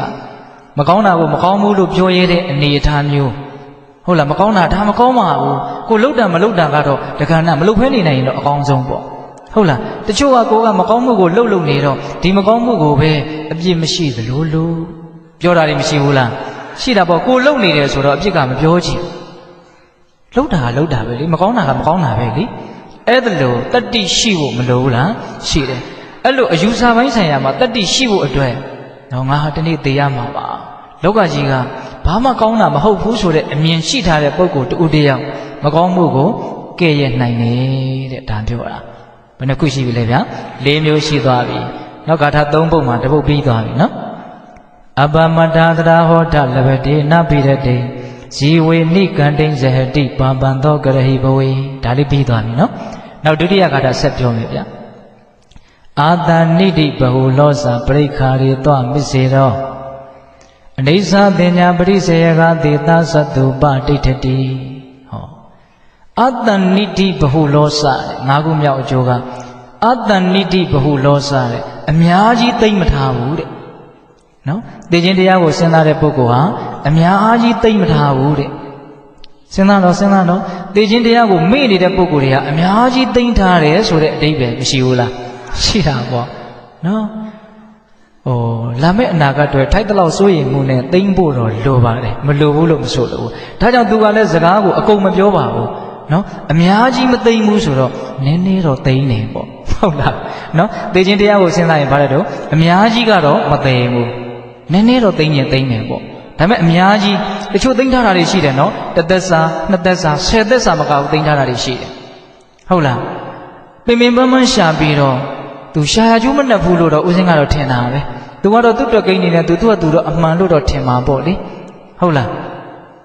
ပေမဲ့သိချင်းတရားကိုသာစဉ်းစားမယ်ဆိုရင်ဒီပုဂ္ဂိုလ်အများကြီးမသိတာသိကြတယ်တဲ့ပိဋကရဲ့အများကြီးသိတယ်ဆိုရင်အများကြီးဆွမ်းလန်းမှုကြီးတယ်အများကြီးဆွမ်းလန်းမှုကြီးရင်အများကြီးဆင်းရဲမှာပဲဒါနိယာမဒါသဘာဝပဲဟုတ်လားနောက်စိတ်ထဲမှာ1000တန်တရွက်အပေါ်1000တန်တရွက်အပေါ်ဒကာဓမ္မတို့ဦးဇင်းတို့ဆွဲလန်းမှုဘယ်ဟာကြီးနိုင်တယ်လဲဆိုတာဒါရှင်းတယ်နော်သေချာစဉ်းစားကြည့်နော်သိမ့်ထားတာတွေများလေကိုယ့်ရဲ့စိတ်ထဲမှာဝင်တော့ဝင်ဖို့ကြီးလေဆိုတာကတော့ဒါအမြင်မှန်ရှိတဲ့ပုဂ္ဂိုလ်တိုင်းဒါလက်မခံလို့မရသိမ့်ထားတာတွေများလေဝင်တော့ဝင်ဖို့ကြီးလေပါပဲအေးဘာကြောင့်အဲ့ဒါလိုဝင်တော့ဝင်ဖို့ကိုအကြီးကြီးသူထမ်းနေတာတော့သိခြင်းတရားကိုမိတ်နေလို့ပေါ့အကယ်၍သာသိခြင်းတရားကိုအမှတ်ရမယ်ဆိုရင်ဒီဝင်တော့ဝင်ဖို့ကိုသူအကြီးကြီးမထမ်းဘူးအများကြီးသူမသိဘူးပေါ့ဒါကြောင့်၅ခုမြောက်ရရှိမဲ့အကျိုးကလည်းမျက်နှိုးစရာကောင်းတယ်နော်သိခြင်းတရားကိုစဉ်းစားဆင်ခြင်မှုအာကြီးသောပုဂ္ဂိုလ်သည်အတ္တနိတိဘဟုလောစအများကြီးမသိပါဘူးတဲ့နောက်6ခုမြောက်ပါပြောတယ်အနိစ္စအတ္တနိတိဘဟုလောစပရိက္ခာတွေသွားမစေတော့ပရိက္ခာတွေသူမိမိရဲ့အသုံးဆောင်ပစ္စည်းလေးတွေရဲ့ပုံမှာအမစ်စေတော့ဝင်တိုးတယ်ဆိုတာမရှိဘူးတဲ့နော်ကိုယ့်ရဲ့အသုံးဆောင်ပစ္စည်းလေးတွေပုံမှာဝင်မတိုးဘူးသုံးပါစီသူများလည်းသုံးပါစီဒါလေးတွေနဲ့ပတ်သက်ပြီးစိတ်ထဲမှာအကြီးအကျယ်အနှောင့်အယှက်မဖြစ်ဘူးသူ့မှာဝင်တိုးမှုမရှိဘူးနော်နောက်မှရှင်ကိုပစ္စည်းလေးတွေရဲ့ကိုယ်ပေါ်မှာအလွန်ဆွဲလန်းမဲ့မောပြီးတော့ဒါလေးကိုတသသနဲ့ဘယ်သူထိတာမှမကြိုက်ဘူးဘယ်သူကြည့်တာမှမကြိုက်ဝင်တိုးမှုအားကြီးတယ်ဟုတ်ရဲ့လားဒါကြောင့်သိခြင်းတရားကိုစဉ်းစားဆင်ခြင်လေးရှိသောပုဂ္ဂိုလ်သည်ပရိက္ခာတွေသွားမစ်စေတော့ကိုယ့်ရဲ့အသုံးဆောင်တွေရဲ့ပုံမှာဝင်တိုးမှုအားမကြီးဘူးနော်ဒါကြောင့်ပိဿပေါင်းသူတော်ကောင်းတို့အများကြီးသိမ့်မယ်အသုံးဆောင်တွေရဲ့ပုံမှာမစ်စေတာစိတ်တွေများနေမယ်ဆိုလို့ရှိရင်လောလောဆယ်မှာလည်းပဲအဲ့ဒီစိတ်တို့ကြောင့်ပင်ပန်းရတယ်လေးလံရတယ်တန်တရားအတွက်လည်းဒါမကောင်းဘူးပေါ့ဟိုဦးဇင်းတို့လေဒီဆိုတော်ဘုရားကြီးမြို့တစ်မြို့ကိုရောက်တော့နော်တရားဓမ္မတွေကအကြောင်းတစ်ကြောင်းကိုတဲဖို့နေရာချထားပေးတာပေါ့ဆိုတော့ကြီးအဲ့တော့ဆိုတော်ကြီးကညရောက်တော့ဘုရားရှိခိုးတော့ကျောင်းခေါင်နိုင်ကနေပြီးတော့ပြိတ္တာတကောင်ဆင်းလာတယ်လို့ဆိုတယ်ဆင်းလာတော့ဆိုတော်ကြီးကဟဲ့နင်မကြူတော့လို့မေးတယ်မေးတော့ဘုရားတပည့်တော်ဒီကျောင်းကိုငကိုကထိုင်ခဲ့တဲ့ကျောင်းနိုင်ဘုန်းကြီးပါဘုရားလို့ပြောတယ်တဲ့နင်သူများကိုကြတော့တရားတွေဟောနေပြီးတော့နင့်ကြတော့ဘလို့ဖြစ်ရတာတုံးလို့မေးတယ်တဲ့ဆိုကြီးကနော်တပည့်တော်လည်းဘုရားဒီကျောင်းဒီကံတွေကိုမဆွဲမလန်းအောင်အများကြီးကြိုးစားပါတယ်တဲ့ဒါပေမဲ့လို့တေဂာနီးမှာကျောင်းအမကရောက်လာပြီးတော့ရှင်ဘုရားဒီကျောင်းကိုဘလို့လုပ်မှလဲဒီကျောင်းကိုဘလို့လုပ်မှလဲနဲ့အတင်းနဘူးနစာလုပ်လို့အဲ့ဒါတပည့်တော်ခင်ဗျာဒီလိုဖြစ်သွားတာစဉ်းစားနော်အများကြီးသိမ့်ထားတာတွေဆွဲလန်းတာတွေဝန်တိုးတာတွေဟာတန်တရားမှာမကောင်းဘူးဆိုတာမထင်ရှားဘူးလားနော်ဒါတွေဟာမကောင်းဘူးလို့သိတဲ့လူတယောက်ကိုတောင်မှအနှောင့်အယှက်ပေးနိုင်တယ်နော်ဒါတွေကိုမကောင်းဘူးလို့မသိဘဲနဲ့ထင်သလိုသာဆွဲလန်းပြီးတော့ထင်သလိုသာနေမယ်ဆိုရင်တော့မတွေးဝင့်တရားပဲလို့ဆိုနိုင်မို့လားဆိုနိုင်တယ်ဒါကြောင့်ပိဿပေါင်းသူတော်ကောင်းတို့အဲ့ဒါလိုကြောက်မက်ဖွယ်ရာကောင်းတဲ့လောလောဆယ်မှာလည်းလေးလံစေတဲ့ပူလောင်စေတဲ့တန်တရားမှာလည်းမကောင်းစေတဲ့အဲ့ဒီအများကြီးသိမ့်မှုအများကြီးဝန်တိုမှုဆိုတာတွေကိုသိခြင်းတရားကိုစဉ်းစားခြင်းအပြင်လျှော်နှဲသွားစေအောင်ကြိုးစားဖို့မလိုဘူးလားလိုပါတယ်နော်အဲ့ဒါဦးဇင်းတို့6ခုမြောက်အကျိုးပေါ့နောက်မြတ်စွာဘုရားဗာဆက်ဟောတော့ထကရာဆရာကြီးဗာဆက်ပြီးတော့ပြလဲဆိုတော့အာတနိတိဘဟုလောစပရိက္ခာရေသွားမစ္စေရောအနိစ္စတေညာပရိစေယကသေတာသတ္တုပဋိဋ္ဌတိဒါလေးကြတော့3ခုမြောက်အကျိုးကျေးဇူးကို3ခုဇက်တိုင်ပြောရမယ်အနိစ္စတေညာပရိစေယကသေတာသတ္တုပဋိဋ္ဌတိအဓိပ္ပာယ်ကဘာလဲဆိုတော့မမြဲဘူးဆိုတဲ့အမှတ်တင်ညာဟာအလိုလိုကိုရတယ်တဲ့သိခြင်းတရားကိုစဉ်းစားလို့ရှိရင်မမြဲဘူးဆိုတဲ့အမှတ်တင်ညာအလိုလိုရတယ်အနိစ္စတင်ညာပရိစေယကမမြဲဘူးဆိုတဲ့အမှတ်ဟာစိတ်ထဲမှာအလိုလိုထင်ရှားလာတယ်ဉာဏ်นี่အလိုလိုကြီးလာတယ်လို့ဆိုလိုတာဒါရင်လားဆိုတော့မကဘူးသေတာသတ္တုပဋိဋ္ဌတိတဲ့သေတာဆိုတာကျွင်းကြံတဲ့အရာလို့ပြောတာကျွင်းကြံတဲ့အရာဆိုတာဘာပြောတာတော့အနိစ္စကိုပြောပြီးတော့ဒုက္ခနဲ့အနတ္တကိုပြောတာပေါ့နော်မမြဲဘူးဆိုတာလည်းဉာဏ်ထဲမှာအလိုလိုထင်ရှားလာမယ်ကျွင်းကြံတဲ့ဆင်းရဲတယ်အနှစ်မရှိဘူးဆိုတဲ့အတိဉာဏ်မြင်တွေဟာလည်းပဲပြည့်စုံသွားမယ်အနိစ္စတင်ညာပရိစေယကသေတာသတ္တုပဋိဋ္ဌတိတော့ပေါက်တယ်နော် အဲ့တော့ဦးဇင်းတို့ဒီသုံးခုကိုပေါင်းပြောရရင်တော့လက္ခဏာရေးသုံးပါးကိုမှန်မှန်ကန်ကန်ထုတ်ထွင်းသိတဲ့ဝိပဿနာဉာဏ်သည်သိခြင်းတရားကိုစဉ်းစားနေတဲ့ပုဂ္ဂိုလ်ရဲ့တဏ္ဍာမှာအလိုလိုကိုပြည့်စုံလာမယ်လို့ဆိုတာအလွန်အားရစရာကောင်းတဲ့ကမ္မထံတစ်မျိုးလို့မဆိုနိုင်ဘူးလားတနေ့တစ်ချိန်မှာသိရလိမ့်မယ်ဆိုတဲ့အတိသည်နော်တခဏတိုင်းသိနေတဲ့အသေးကိုတောင်မြင်နိုင်စွမ်းရှိလာတယ်ဆိုတဲ့အဓိပ္ပာယ်ပါပဲနော်တဘောကတစ်ခါသိရမယ်ဆိုတဲ့ဒီမရဏနုဒ္ဒတိကမ္မထံကိုစီးပြန်နေခြင်းသည်ခဏတိုင်းသိဆုံးပြီးတော့ခဏတိုင်းအကြောင်းအားလို့ဆိုတော့တက်ဖြစ်နေတဲ့ဒီဖြစ်ခြင်းနဲ့ပြည့်ခြင်းကိုမြင်နိုင်ပြီးအထိဉာဏ်ပါဖြစ်လာမလို့နော်ဉာဏ်ရင်းကျက်လာတယ်လောကမှာသိခြင်းတရားဆိုတာအမျိုးမျိုးရှိတာကိုနော်သမုဒိမရဏတဲ့နော်တဘောကတစ်ခါသိရတဲ့သိခြင်းတရားပေါ့နော်နောက်ခဏိကမရဏတဲ့ဒီရုပ်တို့နာမ်တို့ရဲ့အကြောင်းအားလျော်စွာဖြစ်ပေါ်လာပြီးတဲ့နောက်ချုပ်ပြောက်သွားတဲ့သဘောမရှိတော့တဲ့သဘောနောက်ထပ်အကြောင်းတရားတွေကဖန်တီးနေတော့ထက်ဖြစ်လာတဲ့ထက်ဖြစ်တိုင်းသောတရားတို့သည်ဒလဇတ်ပဲချုပ်ပြောက်သွားကြတယ်ဆိုတဲ့ခဏိကမရဏဆိုတာမရှိဘူးလားရှိတယ်နော်နောက်ဦးဇင်းတို့သမုတ်စေရမရဏဆိုတာလည်းရှိသေးတယ်အပြည့်အသက်သိဆုံးသွားတာပေါ့နော်အပြည့်အသက်ကဖြစ်သွားတယ်သိဆုံးသွားတာနောက်တစ်ဖန်မဖြစ်တော့သောသိဆုံးခြင်းပေါ့သဘောပေါက်ရဲ့လားအေးဒါကြောင့်ပိဿပေါင်းသူတော်ကောင်းတို့တဘောကတစ်ခါသိရမယ့်အသေးကိုအမှန်တလဲလဲစဉ်းစားခြင်းအပြင်ခဏတိုင်းသိဆုံးနေတဲ့ရုပ်တဏ္ဍတ်တို့ရဲ့ဖြစ်ပေါ်လာပြီးတဲ့နောက်ချုပ်ပြောက်သွားကြတယ်ဆိုတဲ့ဒီအချက်ကိုမှန်မှန်ကန်သိမြင်လာတဲ့ဉာဏ်ပညာတွေပါဖြစ်လာတော့ရှင်းကျက်လာတယ်အဲ့တော့ပိဿပေါင်းသူတော်ကောင်းတို့အတူချုပ်မှတ်ရမှာကသိခြင်းတရားကိုစဉ်းစားလာရင်စဉ်းစားမှုအားကြီးလာရင်ဉာဏ်ပညာတွေကြီးလာတယ်သူများမမြင်တဲ့အရာတွေကိုမြင်လာမယ်သူများမတွေးတဲ့အရာတွေကိုတွေးတတ်လာမယ်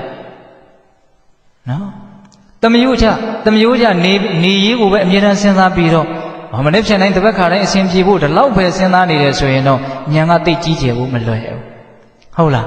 းတစ်ချိန်မှပျက်စီးရမယ်အမှန်တရားကိုစဉ်းစားခြင်းအပြင်ဉာဏ်ပညာဟာပို့ပြီးတော့ကျေပြန့်လာတယ်ကြီးမားလာတယ်ဒီနေရာမှာဥစဉ်တို့သိခြင်းတရားကိုစဉ်းစားလို့သူများမတွေးတဲ့အတွေ့သူများမသိတဲ့အသိကိုသိတဲ့တွေးမိတဲ့မြင်မိတဲ့လူတစ်ယောက်အကြောင်းဥစဉ်ပြောခြင်းလေဟောပိဿတို့ကိုပြောရင်တော့ဒီတရားကရိုးနေတာတပည့်တော်တို့ကအချိန်မောင်းဘလောက်နာပြီးမှကိုမသိဘူးလို့တောင်ဖြစ်မှာဗျာဟုတ်လားအဲ့ဒါဘာလဲဆိုတော့မြတ်စွာဘုရားအာလူဝီပြည်ကိုကြွသွားတော့နော်မရဏနုဒ္ဒတိကမ္မထံကိုစီးပြန်ကိုမြတ်စွာဘုရားတရားဟောတာလေဟောတော့ဘု து အတွက်ကြီးပဲဟောတာတုံးဆိုတော့ရကန်းတယ်မလေးဆိုအကြောင်းတယ်မဟုတ်လားနော်သူငယ်ပဲရှိပါသေးတယ်အဲ့ဒီတော့အဲ့ဒီကလေးမလေးကိုပဲရည်ရွယ်ပြီးတော့ဟောတာဒီဟောတဲ့တရားကိုဟောဒီကလေးမလေးတယောက်ပဲစိတ်ဝင်စားပြီးတော့သူပဲဘဝထဲမှာလက်တွေ့အသုံးချမဲ့လူလို့မြတ်စွာဘုရားသိတယ်ပိဿတွေကတော့အများကြီးပဲဒါမြတ်စွာဘုရားအများကြီးကိုမျှော်လင့်တာမဟုတ်လားအဲ့ဒီတရားဟောပြီးတော့မြတ်စွာဘုရားပြန်ကြွသွားရောနော်ရှင်တန်ခြင်းဒီမမြဲသေးဆုံးခြင်းဒီသာမြဲတယ်ဒါကြောင့်မသေးဆုံးခင်မှာကောင်းကောင်းနေလိုက်ဖို့အရေးကြီးဆုံးသိခြင်းတရားနဲ့ပတ်သက်ပြီးတော့မြတ်စွာဘုရားဟောတာပေါ့အဲ့ဒီကလေးမလေးကအဲ့ဒီမြတ်စွာဘုရားပေးတဲ့အတိကိုသူ့စိတ်ထဲမှာအမြဲတမ်းဖြစ်ပေါ်အောင်ကြိုးစားတယ်။ဒီနေ့သိရမယ်ဒါမှန်တာပဲ။တရားကတော့ရိုးရိုးလေးပါပဲ။ဒါပေမဲ့ဒကာဓမ္မတို့ဦးရှင်တို့တကယ်သိတယ်မသိဘူးဆိုတာကအဲ့ဒီရိုးရိုးလေးလွယ်လွယ်လေးတရားကိုတကယ်လုပ်တယ်မလုပ်ဘူးဆိုတာကကိုတကယ်သိတယ်မသိဘူးဆိုတာကိုအဓိကခြေလှယ်သွားတာ။ဟုတ်ရဲ့လား။အဲ့တော့အဲ့ဒီကလေးကအလုပ်လုပ်တယ်။နောက် 3-4 နှစ်လောက်နေတော့မြတ်စွာဘုရားကအဲ့ဒီကလေးမလေးကိုလှမ်းပြီးတော့တပ်ပင်ယူတဉာဏ်နဲ့ကြည့်တယ်ဉာဏ်တော်ရှင်းနေပြီဆိုတာကိုသိတယ်ဒီကမ္မထမ်းညောင်ပဲဉာဏ်ကြီးသွားတာပါပဲသိခြင်းတရားကိုစဉ်းစားလို့ပဲဒီကလေးမလေးဟာဉာဏ်ကြီးသွားတာပဲအဲ့ဒါနဲ့မြတ်စွာဘုရားကအဲ့ဒီပြည်ကိုတစ်ခါထက်ကြွသွားတယ်ကြွသွားတော့အဲ့ဒီကလေးမလေးကတော်တောင်ကြီးနေပြီအသက်ကနော်အရွယ်လေးရောက်လာပြီပေါ့အဲ့တော့သူ့ဖေကရကန်းရက်တာဆိုတော့အဲ့ဒါရကန်းယုံကိုသူရက်ဖောက်တောင်းလေးကင်ပြီးတော့သွားတယ်သွားတော့လမ်းမှာမြတ်စွာဘုရားကြွလာတဲ့ဆိုတဲ့သတင်းကိုသူကြားတယ်ကြားတော့သူစဉ်းစားတယ်ငါမြတ်စွာဘုရားစီကိုပဲသွားရမလားအဖေစီကိုပဲသွားရမလားအဲ့ဒါနဲ့အဖေစီကအမြဲတမ်းသွားနေတာပဲပြီးမှအဖေကိုတောင်းပန်လို့ရပါတယ်မြတ်စွာဘုရားကဘယ်ချိန်ပြန်ကြွသွားမယ်လဲမသိဘူးအဲ့တော့ဘုရားစီကိုသွားတာကပူပြီးတော့ငါအတွက်အကျိုးရှိမယ်ဆိုပြီးတော့သူမြတ်စွာဘုရားစီကိုသွားတယ်ဟိုရောက်တော့မြတ်စွာဘုရားကသူရောက်မလာသေးလို့တရားကိုမဟောဘူးဟုတ်လားအဲ့ဒါသူရောက်လာတော့မြတ်စွာဘုရားကလက်ဘင်းတော်ကိုဆန်တန်းပြီးတော့ကြည်တယ်တဲ့နော်ကြည့်တော့ဒီကလေးမလေးကအကင်းပါတာဆိုတော့မြတ်စွာဘုရားကသူ့ကိုသူနာလာသေးခြင်းနဲ့ဆိုတာကိုသိတယ်အဲ့ဒါနဲ့ပိဋကကြကနေအသာသွားတယ်သွားတော့မြတ်စွာဘုရားကသူ့ကိုပဲမေးတာပါပဲဒီမေးခွန်းတွေပိဋကတို့ရင်းနေပြီးသားနော်ဟုတ်လားချစ်သမီးဘယ်ကလာလဲ ဘယ်ကလာလဲဆိုတော့မသိပါဖေဟာမသိပါဖေဟာလို့ဖြေတာကိုပိဋကကဒါအမှန်ဖြေတယ်လို့သူတို့မထင်ဘူးဘယ်ကလာလဲဆိုရင်အိမ်ကလာတယ်လို့ပြောပေါ့ဟောသူများမတွေးတဲ့အတွေးကိုသူတွေးမိတာတော့သူစိတ်ထဲတွေးတာကမြတ်စွာဘုရားကရက်ပေါက်တောင်ကြီးကင်ပြီးတော့လာတာဘယ်ကလာလဲလို့မေးတာမသိလို့မေးတာတော့မဟုတ်ဘူး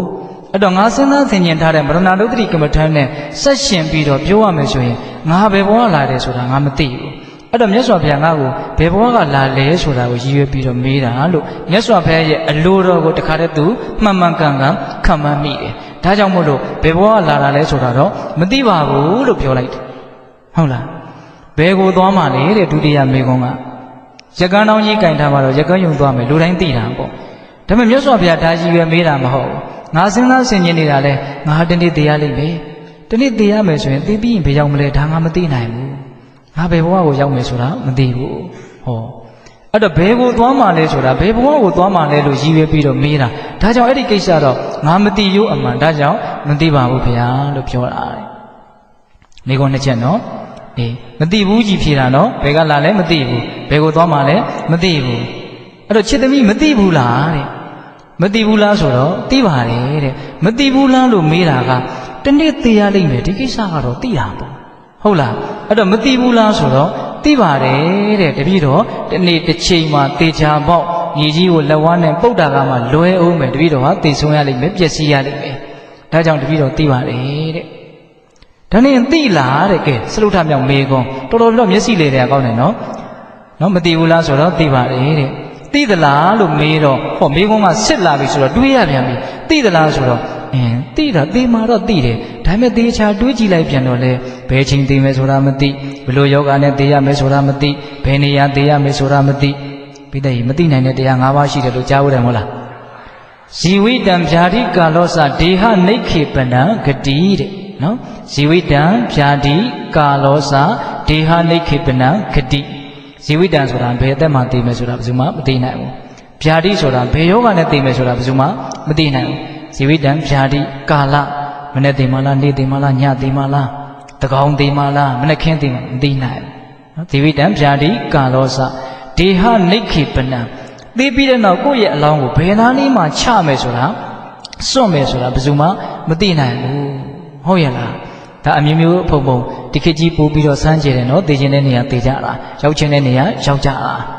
ဟုတ်လားဇီဝိတံဗျာတိကာလောစဒေဟနိခေပနံဂတိဂတိဆိုတာကသိပြီးတဲ့နောက်ဘယ်ဘဝလာရရောက်ရမယ်ဆိုတာမသိနိုင်ဘူးဒါကြောင့်မြတ်စွာဘုရားကရှစ်သမီးသိသလားလို့စစ်စစ်ပေါက်ပေါက်မေးလိုက်တော့လေမသိပါဘူးဗျာလို့ပြောရပြန်တယ်အဲ့တော့ဦးဇင်းတို့ဒီနေရာမှာရည်ရွယ်ခြင်းကသိခြင်းတရားကိုစဉ်းစားတဲ့ပုဂ္ဂိုလ်ဟာသူများမသိတဲ့အသိသူများမတွေးတဲ့အတွေးသူ့မှာရှိတယ်ဆိုတာမသိနိုင်ဘူးလားသိနိုင်တယ်လူသားမှန်နေမတွေးတဲ့အတွေးမျိုးပေါ့နော်တရားနာပိဋကကြီးတစ်ခုလုံးနဲ့အဲ့ဒီကလေးမလေးဒီလုံးဝမတူတာတော့အမှန်ပဲနော်ဘာလို့မတူတာတော့အေးမရဏနုဒ္ဓရိကမ္မထာစီးပြန်ခြင်းမစီးပြန်ခြင်းဒါကွာခြားသွားလို့အတိကမတူတာပဲဒါကြောင့်ဒီမှာပြောထားတာဟုတ်ရလားအနိစ္စတင်ညာပရိစေယကတေတံသတ္တုပဒိဋ္ဌတိတဲ့ဟုတ်ရလားသိခြင်းတရားကိုစဉ်းစားရင်မမြဲဘူးဆင်းရဲတယ်အနှစ်မရှိဘူးဆိုတဲ့ဝိပဿနာဉာဏ်တွေဟာအလို့လို့ကိုစိတ်ထဲမှာဖြစ်ပေါ်လာတယ်တဲ့အားရတယ်မကောင်းဘူးလားအကောင်းတယ်အဲ့တော့ဦးဇင်းတို့အကျိုးတရားဘယ်နှပါးရှိသွားပြီတော့9ပါးရှိသွား9ပါးနဲ့6ပါးနဲ့ဘုန်းကြီးတော်မျက်စိနဲ့တော့နော်ပထမဂါထာက4ပါးဟုတ်လားနောက်ပြီးတော့အတ္တနိတိဘဟုလောစပရိခါရေသောမစ္စေရောအနိစ္စတင်ညာပရိစေယကတေတသတ္တုပဒိဋ္ဌတိ6ပါးတဲ့ကို3ပါးပေါင်းထည့်တော့9ပါးဟုတ်လားနော်9ပါးရှိသွားပြီနော်ဘုရင်တို့နောက်ဆုံးဂါထာရောက်သွားပြီနောက်ဆုံးဂါထာကျတော့ဘာပြောတော့ဆိုတော့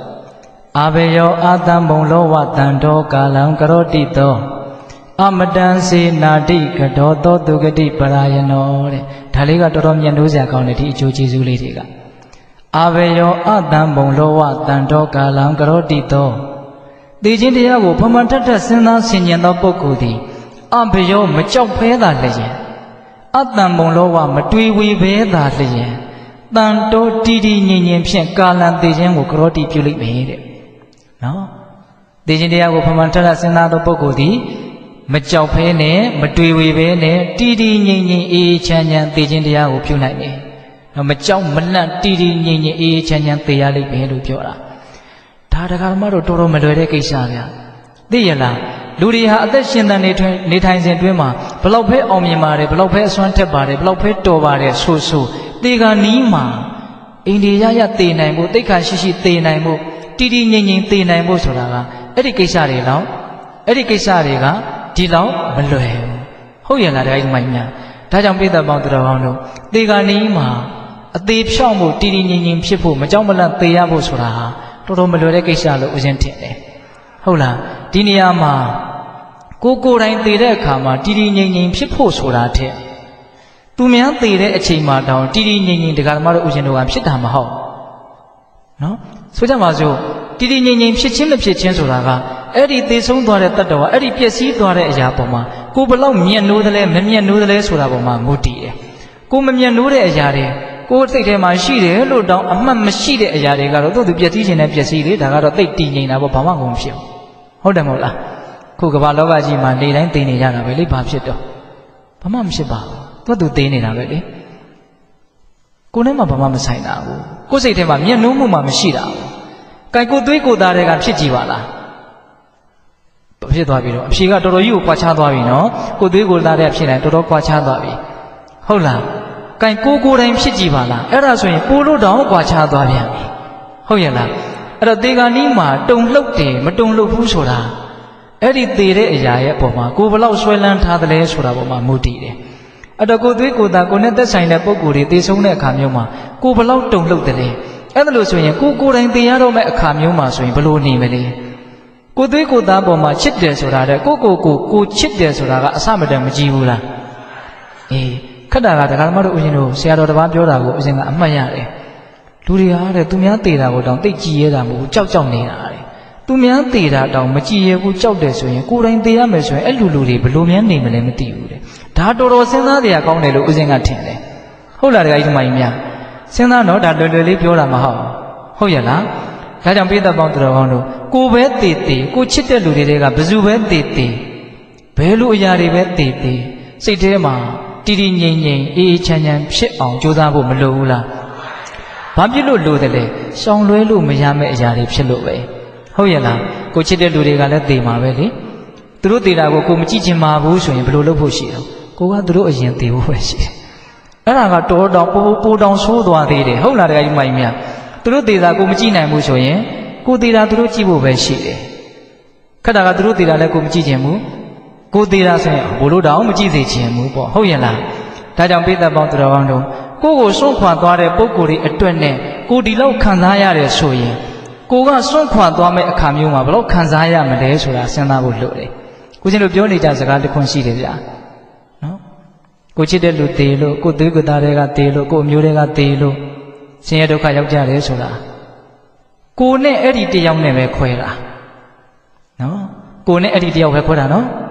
်ကိုယ်တိုင်သေပြီဆိုရင်တော့ကိုနဲ့အားလုံးခွဲတာ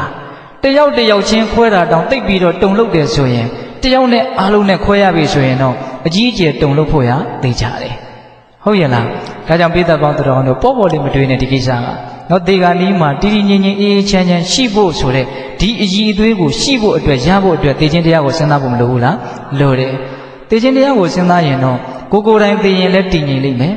ကိုသွေးကိုသားတွေကသေရင်လည်းတည်ငြိမ်ပါပဲဒါလည်းမတွေ့ဘူးမကြုံဘူးလို့မဆိုနိုင်ဘူးနော်လောကကြီးကကံတရားတွေကအလွန်ဆန်းကျင်တာကိုဒီနေရာမှာဥရှင်တို့ပိဿပေါင်းသူတော်ကောင်းတို့ကိုသေခြင်းတရားကိုစဉ်းစားတဲ့ပုဂ္ဂိုလ်တွေဟာကိုယ်တိုင်သေတဲ့ခါမှလည်းတည်ငြိမ်တယ်ကိုဘေးကလူတွေသေသွားတဲ့အခါမှလည်းတည်ငြိမ်တယ်ဆိုတာလေးနဲ့ပတ်သက်ပြီးတော့ဇတ်တော်လေးတစ်ပုဒ်ဥရှင်တို့ပြောပြခြင်းတယ်ဒါလည်းပဲအင်မတန်လူသိများတဲ့ဇတ်တော်ပါဒါပေမဲ့အကြောင်းဆိုင်လာတော့အခွင့်သင့်နေတော့ပြောခြင်းတယ်ပေါ့ဟုတ်လားဘုရားတို့မြတ်စွာဘုရားလက်ထက်ကပုံနာကြီးတယောက်မှာသူ့ရဲ့သားလေးသိဆုံးသွားတော့ဘလို့မှမတည်နိုင်မထိုင်နိုင်အောင်ပူလောင်တယ်ပေါ့အဲ့ဒါနဲ့သူမြတ်စွာဘုရားကိုအားကိုးရရှာပြီးတော့ဒီအပူတဲ့လောင်တတ်တွေကိုငြင်းအေးပေးနိုင်မှုရောက်နေတဲ့စိတ်သောကတွေကိုအေးချမ်းသွားစေဖို့မြတ်စွာဘုရားကြီးရောက်တယ်ရောက်တော့မြတ်စွာဘုရားကတခါကြီးဘာကြောင့်ဒီလိုပူလောင်နေရတော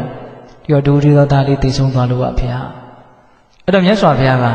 တခါကြီးတဲ့ရှေးသူတော်ကောင်းများဟာပျက်စီးတဲ့ပျက်စီးတိုက်တဲ့အရာတွေပျက်စီးသွားတဲ့အခါမှာပျက်စီးမဲ့အရာတွေပျက်စီးသွားတဲ့အခါမှာပူလောင်ခြင်းမရှိအောင်ကိုထိမ့်သိမ်းကြတယ်ဆိုပြီးတော့ဦးဇင်းတို့ဥရကဇတ်ဆိုတာဟောတယ်အဲ့ဒီဇတ်တော်လေးက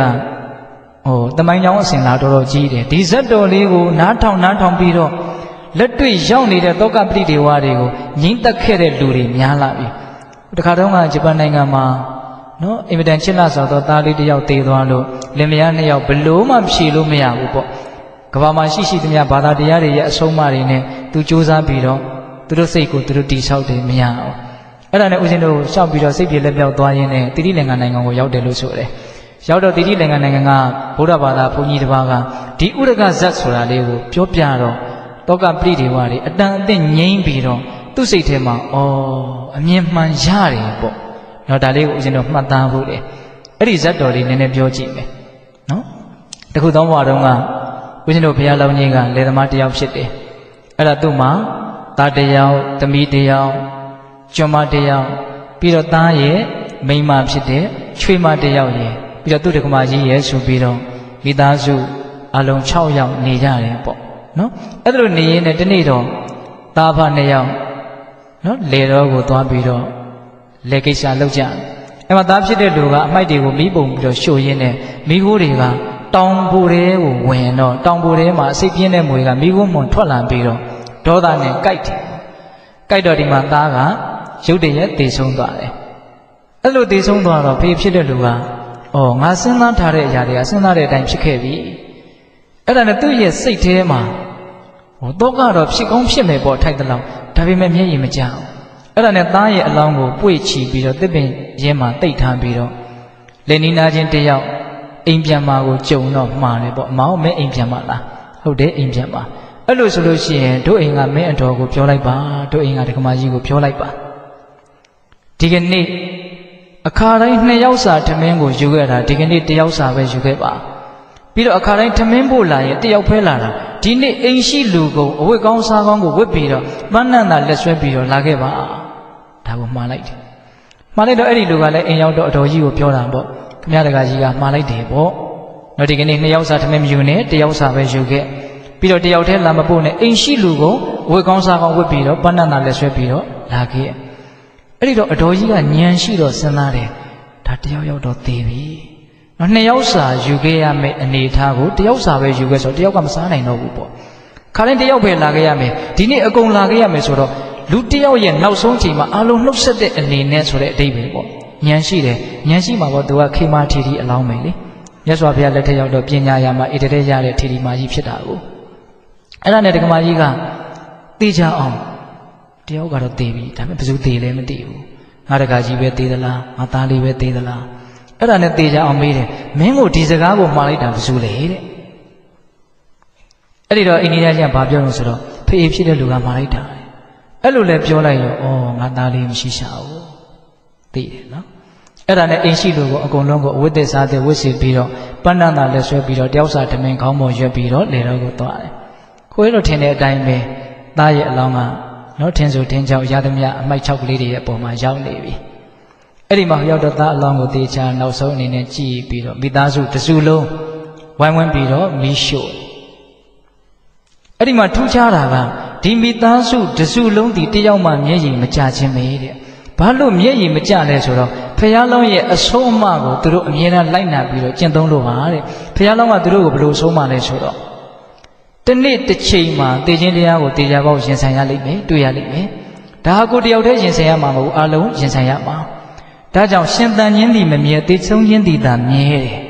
ဒီအချက်ကိုစဉ်းစားဆင်ခြင်ပြီးတော့မသေးခင်မှာကောင်းကောင်းနေဖို့တည်တာလေအရေးအကြီးဆုံးလို့ဒါကိုမင်းတို့မမြဲမပြတ်စဉ်းစားဆင်ခြင်ရမယ်လို့ဘုရားလောင်းကမိသားစုကိုဆုံးမအဲ့ဒီအတိုင်းသူတို့ကလိုက်နာကျင့်သုံးရလို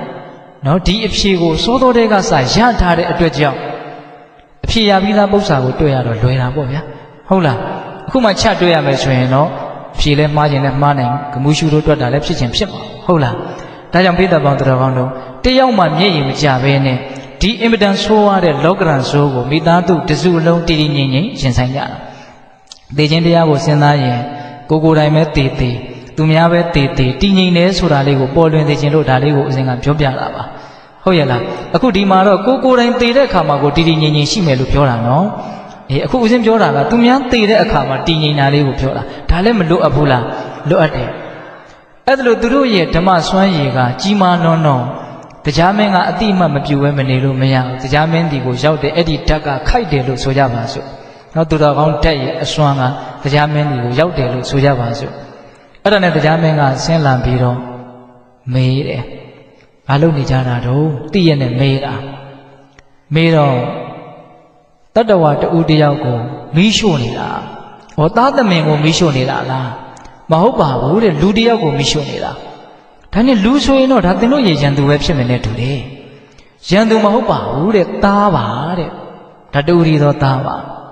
သားဆိုရင်လည်းသင်တို့မုန်းတဲ့သားပဲဖြစ်မယ်နဲ့တူတယ်တဲ့လို့တရားမင်းကအဖို့ဟောင်းဆောင်ပြီးတော့မေးတာကိုဒါသင်တို့မုန်းတဲ့သားပဲဖြစ်မယ်နဲ့တူတယ်မုန်းတဲ့သားမဟုတ်ဘူးအလွန်ကိုချစ်ရတဲ့သားပါအဲ့ဒီတော့မှတရားမင်းကအလွန်ချစ်ရတဲ့သားဖြစ်ရတဲ့သင်ဘာကြောင့်မငိုလဲလို့ဘုရားလောင်းကြီးကိုအရင်မေးတယ်မေးတော့ဘုရားလောင်းကသူစဉ်းစားဆင်ခြင်ထားတဲ့ကမ္မထံဘာဝနာရဲ့အကျိုးကျေးဇူးကြောင့်သူသိနေတဲ့အတိကိုပဲအခြေခံပြီးတော့သူနားလေတယ်လို့သူသဘောပေါက်တယ်လို့ပြောလိုက်တယ်အဲ့ဒါဘယ်လိုပြောလဲဆိုတော့မွေးတကောင်အရေကွန်လွဲသွားတယ်လို့မျိုးပဲတဲ့သိချင်းတရားကိုသူမြင်ပုံဟာဟုတ်လားမွေးတကောင်ပါလေအရေကွန်လဲသွားတယ်သူ့ရဲ့အရေကွန်ကိုစွန့်ပြီးတော့နောက်ထပ်အရေကွန်အသစ်နဲ့သူဖြစ်နေပြီဟုတ်လားအဲ့ဒါလိုပဲအခုငါရဲ့သားဟာမီးရှို့တာကိုလည်းမသိနိုင်တော့ငါတို့ငိုးနေတာကိုလည်း तू မသိနိုင်တော့မီးရှို့တာတွေကိုတောင်မသိနိုင်တော့တဲ့ငါတို့ငိုးနေတာကိုတောင်မခံစားနိုင်တော့တဲ့ထင်းလုံးလိုဖြစ်နေတဲ့ဘာအတိမှမရှိတော့တဲ့ဒီအလောင်းကောင်ရဲ့ရှေ့မှာငိုကြွေးခြင်းအဖြစ်ဘာအကျိုးမှမရှိဘူးဒါကြောင့်တို့မစိုးရိမ်ဘူးလို့ပြောတာတဲ့ तू ပြောတာအလွန်သဘာဝကျတယ်နော်ဒီနေရာမှာဦးဇင်းတို့မီးရှို့တာကိုတောင်မသိနိုင်တော့တဲ့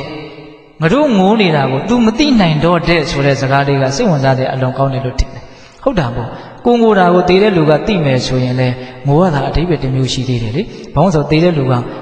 ဒီလူတွေငိုနေကြတယ်ငါ့ကိုချစ်ကြရှာပါပြီတဲ့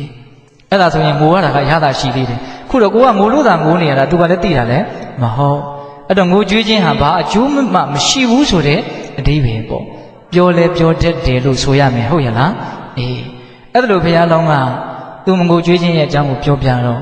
မအေးဘက်ကိုလိုက်ပြီးတော့ခမည်းကတော့ဒီသေဆုံးသွားတဲ့ကလေးနဲ့ဘာတော့လဲဒါရင်မာဖြစ်တဲ့ရင်ကပေါက်ဖွားတဲ့သားပါနော်ယောက်ျားသားတွေကတော့ယောက်ျားသားမို့လို့မငိုဘူးဆိုတာထားပါတော့မိန်းမသားတွေဟာနှလုံးအင်မတန်နူးညံ့ပါတယ်ဘာကြောင့်မငိုတော့အဲ့ဒါလို့ဘာကြောင့်မငိုလဲဆိုတော့နော်အဲ့ဒီခေမာထေရီအလောင်းကဘာပြောတော့ငါသားလေးဟာတဲ့ငါတို့စီကိုမခေါ်ဘဲနဲ့ရောက်လာခဲ့တယ်ပြီးတော့တို့ပြန်သွားပါလို့နှင်ထုတ်တာမဟုတ်ဘဲနဲ့တို့စီကနေပြန်သွားတယ်လာခြင်းတို့လာပြီးတော့သွားခြင်းတို့သွားတဲ့ကိစ္စမှာ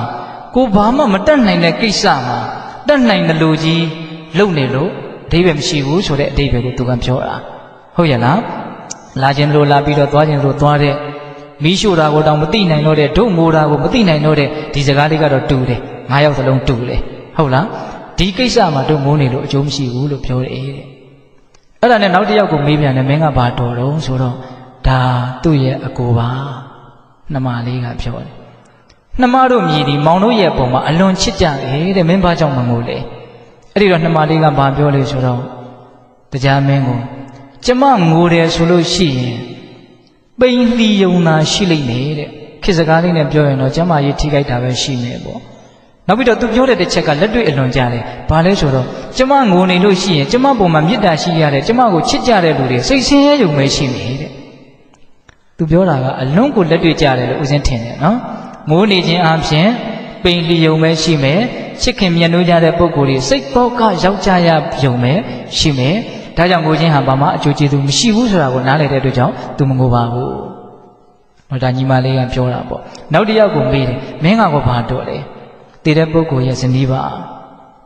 ယောက်ျားတွေဟာမိန်းမသားတွေရဲ့အားကိုးရပါတဲ့မင်းအားကိုးရကြီးပြိုလဲသွားတာမင်းဘာကြောင့်မငိုလဲတဲ့အဲ့လိုမေးတဲ့အခါကျတော့အဲ့ဒီမျိုးသမီးကဘာပြောလဲဆိုတော့အရှင်နဲ့တည်တဲ့လူကိုတန်းတန်းပြီးတော့ငိုကြွေးခြင်းဟာလာကိုမရလို့ငိုတဲ့ကလေးနဲ့မထူးဘူးတဲ့နော်ပိဿရေကလေးတယောက်ကဒီလာကြီးကိုမြင်တော့ရခြင်းတယ်ကလေးရဲ့စိတ်ထဲမှာလာဟာရနိုင်တဲ့အရာမဟုတ်ဘူးလို့သူမသိ ဒါကြောင့်မလို့သူငိုတာပေါ့ရမယ်ထင်တာကြီးမရလို့ငိုတာပေါ့အစာလေးကစားဒါရနိုင်တဲ့အကြောင်းမဟုတ်ဘူးလို့သိမယ်ဆိုရင်ဒီကလေးငိုမလားဗျာလာကိုမရလို့ငိုတဲ့ကလေးသာရှိမယ်လာကိုမရလို့ငိုတဲ့လူကြီးဆိုတာမရှိဟောသူကကလေးအသိဉာဏ်ပဲရှိသေးတာ哦အဲ့တော့ဒီနေရာမှာလူတွေသေလို့ငိုကြတဲ့နေရာမှာလည်းပဲဒကာဓမ္မတို့ဦးဇင်းတွေလူကောင်းကြီးသာကြီးတယ်အသက်တွေသာကြီးလာတယ်အသိဉာဏ်ကကလေးအချင်းပဲရှိသေးတာဟုတ်လားကလေးကလာဟာမရနိုင်တဲ့ကိစ္စလို့ तू မသိဘူးဒါကြောင့် तू ငိုတာလူတွေသေလို့ငိုတဲ့အခါမှာလည်းပဲဒကာဓမ္မတို့ဦးဇင်းတို့ဒါဦးဇင်းတို့လည်းပဲခမေတော်ကြီးသေတော့ကငိုလိုက်တာမှကိုအလွန်ပဲလို့ပြောကြပါစို့ဟုတ်လားသူများကိုပြောတာကပြောတာပဲလေဟုတ်ရဲ့လားအဲ့တော့ငိုတယ်ဆိုတာဘာကိစ္စငိုတော့ဆိုတော့ဒီသေဆုံးခြင်းဟာပြန်လဲရှင်းသမ်းမလာဘူးဒါဟာသဘာဝတရားဆိုတာကိုနဲ့စိတ်ထဲမှာစူးစူးရှာသိမထားလို့ဒါငိုတာပေါ့ဟုတ်တယ်မို့လားဒါကြောင့်သေသူကိုတန်းတပြီးတော့ငိုကြွေးခြင်းဒီလာကိုမရလို့ငိုတဲ့ကလေးလိုပဲဆိုတဲ့ဥပမာစကားဟာလည်းပဲစဉ်းစားစရာကောင်းတယ်လို့ဒါဥစဉ်ထင်တယ်ဟုတ်ရလားဒါကဇနီးကပြောတဲ့စကားပေါ့နောက်ဆုံးတရားကိုမေးတယ်မင်းကတော့ဘာတော့တော့အိမ်ကကြုံမပါဒီအရှင်သခင်ဟာမင်းပေါ်မှာတော်ဆိုးပုံရတယ်တဲ့ဒါကြောင့်မင်းငိုတာမဟုတ်လားအဲ့တော့ဘာပြောတယ်ဆိုတော့အရှင်တဲ့ဒီအရှင်သခင်ဟာအလွန်မှသနာကျင်နာတတ်တဲ့ကရုဏာနဲ့ပြည့်စုံတဲ့ပုဂ္ဂိုလ်ပါကျမပေါ်မှာလည်းအလွန်ကောင်းပါတယ်အဲ့လိုပြောတဲ့အခါကျတော့ကိုယ့်ပေါ်မှာအလွန်ကောင်းတဲ့လူတစ်ယောက်တည်ဆုံးသွားတာမင်းဘာကြောင့်မငိုလဲဆိုတော့ကျွန်မပြောတဲ့စကားကလည်းစိတ်ဝင်စားကြရပါပဲဘာလဲဆိုတော့သူကလူတည်တယ်ဆိုတာရေအိုးကြီးတစ်လုံးကွဲသွားသလိုပဲတဲ့နော်လူတည်တယ်ဆိုတာရေအိုးကြီးတစ်လုံးကွဲသွားတယ်ကွဲသွားတဲ့ရေအိုးဟာပြန်ပြီးတော့အကောင်းပကတိဆက်ဖို့ဆိုတာဘယ်လိုမှမဖြစ်နိုင်ဘူးပေါ့ဒါကြောင့်သူမငိုပါဘူးလို့ပြောတာအဲ့တော့ဦးဇင်းတို့ဒီနေရာမှာပြောလို့ရင်းကဟိုဇလန်းကတော့မဆုံးသေးဘူးနော်တရားမင်းကအဲ့ဒီမှာသဘောကျလွန်းလို့အဲ့ဒီသူတော်ကောင်းရဲ့အိမ်မှာယရနာ9ပါးပြည့်စုံစေပြီးမှတာဝရိန္ဒာကိုပြန်လဲဆိုပြီးတော့ဇလန်းကတော့အဲ့ဒီကြမှာဆုံးတာပါဟုတ်ရလားပြောလို့ရင်းကဘာလဲဗျာသိခြင်းတရားကိုစဉ်းစားဆင်ခြင်သောပုဂ္ဂိုလ်သည်ကိုယ်တိုင်သိတဲ့အခါမှာပဲဖြစ်ကိုယ်နဲ့နီးစပ်ရာပုဂ္ဂိုလ်တွေသိတဲ့အခါမှာပဲဖြစ်တည်တည်ငြိမ်ငြိမ်အေးအေးချမ်းချမ်းရှိပြီးတော့နေနိုင်တယ်ဆိုတဲ့အချက်ကိုဒါဦးဇင်းတို့အဓိကဦးစားပေးပြီးတော့ပြောချင်တာပါဟုတ်ရလားကိုယ်တိုင်သိတဲ့အခါမှာတည်တည်ငြိမ်ငြိမ်အေးအေးချမ်းချမ်းရှိမရှိဆိုတာကြီးကစမ်းသပ်ဖို့တိတ်မလွယ်ဘူးလေဟုတ်လားအဲ့ဒါကရှုံးပြီဆိုရင်လည်းနောက်တစ်ချိန်ပြန်ပြီးတော့ဖြေဆိုခွင့်မရှိတော့ဘူးဗျဟုတ်တယ်မို့လားဟုတ်တယ်နော်ဒါကြောင့်သူများသိတဲ့အချိန်မှာငါတည်တည်ငြိမ်ငြိမ်ရှိမရှိဆိုတာကိုတော့ဒကာဓမ္မတို့ဦးဇင်းတို့နည်းနည်းစမ်းထားတဲ့နယ်လို့ထင်တယ်ဟုတ်ရလားဒါကြောင့်ပိဿပေါင်းတော်ကောင်းတို့သိခြင်းတရားကိုစဉ်းစားခြင်းအပြင်အဘယောမကြောက်မရွံ့အတံမုံလောဝမတွေးမဝေတန်တော်တည်တည်ငြိမ်ငြိမ်ကာလံကရောတိသိခြင်းကိုဖြူရလိမ့်မယ်အဲ့ဒီအကျိုးကျေးဇူးကလည်းမျက်နှိုးစရာမကောင်းဘူးလားကောင်းတယ်အဲ့ဒါဦးဇင်းတို့10ခုမြောက်အကျိုးကျေးဇူးပေါ့နော်အကျိုးကျေးဇူးက12ခုမြောက်ထိလာမှဆိုတော့နောက်ဆုံးတစ်ခုကျန်နေတယ်နောက်ဆုံးတစ်ခုကလည်းပဲဘဝမှာအလွန်အရေးကြီးတယ်လို့ဦးဇင်းထင်တယ်အဲ့ဒါဘာလဲဆိုတော့အမတန်စေနာတိကတောသောတုဂတိပရာယနောတဲ့အမတန်စေနာတိကတောနောက်ဆုံးနော်နိဗ္ဗာန်ချမ်းသာကိုမရသေးဘူးဆိုရင်ယဟနာအဖြစ်ကိုမရောက်သေးဘူးဆိုရင်ယဟနာဖြစ်ရင်တော့နောက်ထပ်ဘဝဆက်เสียအကြောင်းမရှိတော့ဘူးပေါ့ဗျာနော်ယဟနာဘဝရဲ့သုတိရဲ့ချမ်းသာမှာနောက်ထပ်ဘဝဖြစ်เสียအကြောင်းမရှိတော့ဘူးအဲ့ဒါလို့အမတန်စေနာတိကတောအမတဆိုတဲ့နိဗ္ဗာန်ဓာတ်ကိုမရသေးဘူးဆိုလို့ရှိရင်သောတုဂတိပရာယနောအဲ့ဒီပုဂ္ဂိုလ်ဟာကောင်းရာမြတ်ရာကိုပဲရတဲ့ရာအကြောင်းရှိတယ်တဲ့ကောင်းတဲ့ဘဝကိုသူရောက်လိမ့်မယ်လို့ပြောတာအဲ့တော့ဒီနေရာမှာဦးဇင်းတို့ဘဝဆိုတာနေုံနေလိုက်တာနဲ့ပြီးမှမဟုတ်ဖဲဘူးဗျတေချာပေါက်တေချာအောင်နော်သိပြီးရင်လည်းပဲဘဝတစ်ခုဆိုတာနော်ကောင်းတာပဲဖြစ်ဖြစ်ဆိုးတာပဲဖြစ်ဖြစ်ကံအားလျော်ဆိုတာမရပြီဘူးလားရမယ်အဲ့တော့ကောင်းတာလေးရဖို့အရေးမကြီးဘူးလားအရေးကြီးတာပေါ့ဗျအရေးကြီးတာပေါ့ဟုတ်ရဲ့လားဘဝကောင်းလေးရဖို့အရေးကြီးတာပေါ့အဲ့တော့သိခြင်းတရားကိုစဉ်းစားခြင်းဖြင့်ဘဝကောင်းကိုရနိုင်တယ်ဆိုတဲ့နေရာမှာဘာကြောင့်လဲဆိုတဲ့မေးခွန်းကိုမေးစေခြင်းတယ်နော်ဒကမာကြီးတွေသိခြင်းတရားကိုစဉ်းစားတာနဲ့အဲ့ဒီလူကဘာဖြစ်လို့ဘဝကောင်းကိုရသွားတာတော့ဘာကြောင့်လဲဆိုတာလေးကိုမေးစေခြင်းတယ်ဦးဇင်းတို့စဉ်းစားမိတာလေးပြောမယ်နော်သိခြင်းတရားကိုစဉ်းစားတဲ့ပုဂ္ဂိုလ်ဒီအကုသိုလ်ကိုဆက်ဆုပ်ဖို့သိကြတယ်နော်သိခြင်းတရားကိုစဉ်းစားတဲ့ပုဂ္ဂိုလ်ဒီအကုသိုလ်ကိုဆက်ဆုပ်လိမ့်မယ်ကုသိုလ်ဒီအာကိုရာတစ်ခုဆိုတာကို तू ကောင်းကောင်းသဘောပေါက်တဲ့အတွက်ကြောင့်ကုသိုလ်ကောင်းမှုကို तू သိကြပေါက်ပြုလိမ့်မယ်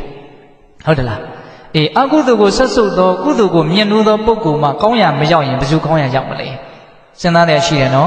ဒါကြောင့်သိခြင်းတရားကိုစဉ်းစားရင်ဘာကြောင့်ကောင်းရာမြတ်ရာကိုရောက်နိုင်တယ်လဲဆိုရင် အကုသိုလ်ကိုဆက်ဆုပ်ပြီးတော့ကုသိုလ်ကိုမြင်နိုးတဲ့အတွက်ကြောင့်ဒီပုဂ္ဂိုလ်ကောင်းရာကိုရောက်ရတယ်ဓာတ်ထက်လေးနဲ့တဲ့ရှုထောင့်တစ်မျိုးပြောကြည့်ဦးမယ်နော်သိခြင်းတရားကိုစဉ်းစားရင်ဘာကြောင့်ကောင်းတဲ့နေရာရောက်နိုင်လဲနော်ဓာတ်ထက်လေးနဲ့တာလေးကိုအရင်ပြောကြည့်ခြင်းတယ်အဲ့ဒါဘာလဲဆိုတော့သိခြင်းတရားကိုလက်တွေ့စဉ်းစားကြည့်ပါစိတ်ထဲမှာကြီးနေတဲ့လောဘတွေသေးသွားတာကိုလက်တွေ့တွေ့ရပါလိမ့်မယ်နော်ငါဒီနေ့သိရမှာပါငါသိလို့ပါအခိုက်အတန့်မျှပါ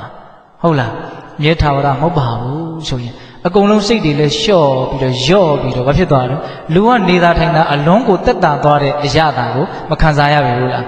ခံစားရတယ်တဲ့တယ်ပြောရရင်သိခြင်းတရားကိုစဉ်းစားရင်လောဘဒေါသနည်းသွားတာပဲလောဘဒေါသနည်းသွားလေလေဒီစိတ်ဟာအည်သွေးရှိလာလေလေပဲတကယ်တမ်းကတော့ဟုတ်တယ်မဟုတ်လားဗျာဒီစိတ်ကအည်သွေးဘာကြောင့်မရှိတာတော့အရှင်းဘာကြောင့်မမြင့်တာတော့ဆိုတော့လောဘဒေါသတို့ရဲ့ဖုံးလွှမ်းခြင်းကိုခံရလို့ဒီစိတ်ဟာအည်သွေးမရှိတာအရှင်းမမြင့်တာဟုတ်လားအဲ့တော့သိခြင်းတရားကိုစဉ်းစားရင်စိတ်ကိုအည်သွေးမရှိအောင်အရှင်းနှိမ့်အောင်နှိမ့်နေတဲ့နော်စိတ်ကိုညှဉ်းနှွမ်းအောင်မတန့်ရှင်းအောင်ပြုနေတဲ့ဒီလောဘဒေါသတွေနည်းမသွားဘူးလားနည်းသွားတယ်လောဘဒေါသနည်းသွားရင်ဒီစိတ်ဒီတန့်ရှင်းလာမယ်စင်ကြယ်လာမယ်ဖြူရှင်းလာမယ်အည်သွေးရှိလာမယ်အညစ်အကြေးကင်းလာမယ်စိတ်ရဲ့အည်သွေးဟာပုပ်ပုပ်ပြီးတော့ကောင်းလာတယ်လို့မဆိုနိုင်ဘူးလားတဲ့တဲ့ပြောရရင်သိခြင်းတရားကိုစဉ်းစားရင်စိတ်ဓာတ်ကလေးတွေပူပူကောင်းကောင်းလာတယ်လို့ပြောတ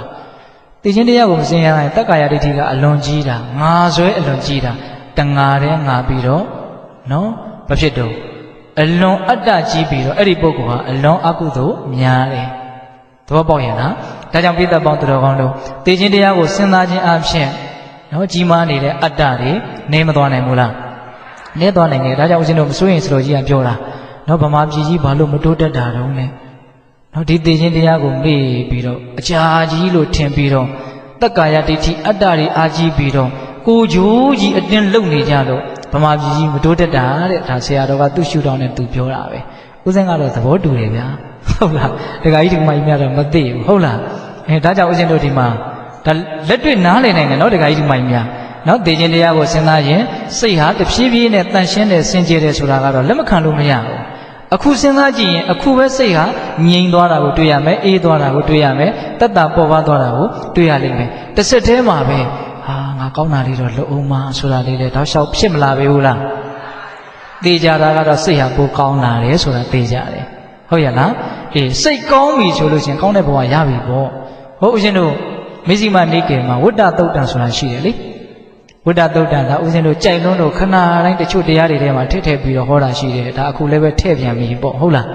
အဲ့ဒီဝိတ္တသုတ်တံမှာမြတ်စွာဘုရားကအဝတ်ထေနဲ့ဥပမာပေးပြီးတော့ဟောတာရှင်းသားတို့တဲ့စီကြီးတွေနဲ့ပေးချင်ပြီးတော့ညစ်ပတ်ပေးရင်းနေတဲ့အဝတ်စုပ်ပေါ်ပကြီးဆရာဟာသူကြိုက်တဲ့ဆေးရောင်ခြေလို့မရနိုင်ဘူးတဲ့နော်ကြီးတွေညော်တွေနဲ့ညစ်ပင်နေတဲ့အဝတ်နွမ်းပေါ်မှာပကြီးဆရာဟာသူကြိုက်တဲ့ဆေးရောင်ခြေလို့မရနိုင်ဘူးနော်အဝတ်နွမ်းကြီးပေါ်မှာညစ်ပင်နေတဲ့အဝတ်ကြီးပေါ်မှာအနီရောင်ဆိုးလို့လည်းအနီရောင်ထွက်လာမှာမဟုတ်ဘူးဟုတ်လားအနီရောင်ဆိုးလည်းအောက်ကညွညင်းညစ်တွေနဲ့ရောပြီးတော့အမျိုးအမည်ဖော်ပြလို့မရတဲ့အယောင်တွေပဲထွက်လာမှာနော်ကိုကြိုက်တဲ့အယောင်ခြေလို့မရနိုင်ဘူးအဝါခြေလို့အဝါမထွက်ဘူးဟုတ်လားထွက်ချင်တဲ့အယောင်ထွက်မှာနော်အေးညစ်နွမ်းတဲ့အဝတ်ပေါ်မှာပကြီးဆရာတွေကိုကြိုက်တဲ့အယောင်ခြေလို့မရတယ်လို့ညစ်နွမ်းတဲ့စိတ်ဖြင့်ကိုကြိုက်တဲ့ဘဝကောင်းတွေကိုမရနိုင်ဘူးတဲ့မြတ်စွာဘုရားကဟုတ်လားဘာဖြစ်လို့လဲစိတ်ကြီးကညစ်နေလို့ပါတဲ့ခုနတုန်းကပကြီးဆရာလည်းဘာဖြစ်လို့သူကြိုက်တဲ့ဆေးရောင်မချနိုင်တာတော့အဝတ်ကြီးကညစ်နေလို့ပါတဲ့ဟုတ်လားကိုကြိုက်တဲ့အယောင်ခြေလို့ရကျင်တယ်ဆိုရင်အဝတ်ကြီးမညစ်ဖို့လိုတယ်ပေါ့ကိုကြိုက်တဲ့ဘဝကောင်းကိုရကျင်ဒီစိတ်ကြီးမညစ်ဖို့လိုတယ်ပေါ့ဒီစိတ်ကိုမညစ်အောင်ဒီသိခြင်းတရားကိုစဉ်းစားတဲ့မရဏနုတ္တိကမ္မထံကအကျိုးကျေးဇူးမပြုနိုင်ဘူးလားဗျာပြုနိုင်တယ်ဒါကြောင့်စိတ်မညစ်ရင်ဘဝမညစ်ဘူးတနည်းအားဖြင့်ဘဝကောင်းကိုရမယ်အဲ့ဒါကိုလည်းမြတ်စွာဘုရားကဥမာနဲ့ပြောတာပါပဲဝေကလေးကဖြူစင်တောက်ပပြီးတော့တကယ်ကိုတန့်ရှင်းနေတယ်ဆိုရင်တော့ပကြီးဆရာအဲ့ဒီအဝတ်ဖြူလေးပေါ်မှာသူကြိုက်တဲ့ဆေးရောင်ကိုတင်လို့ရပြီ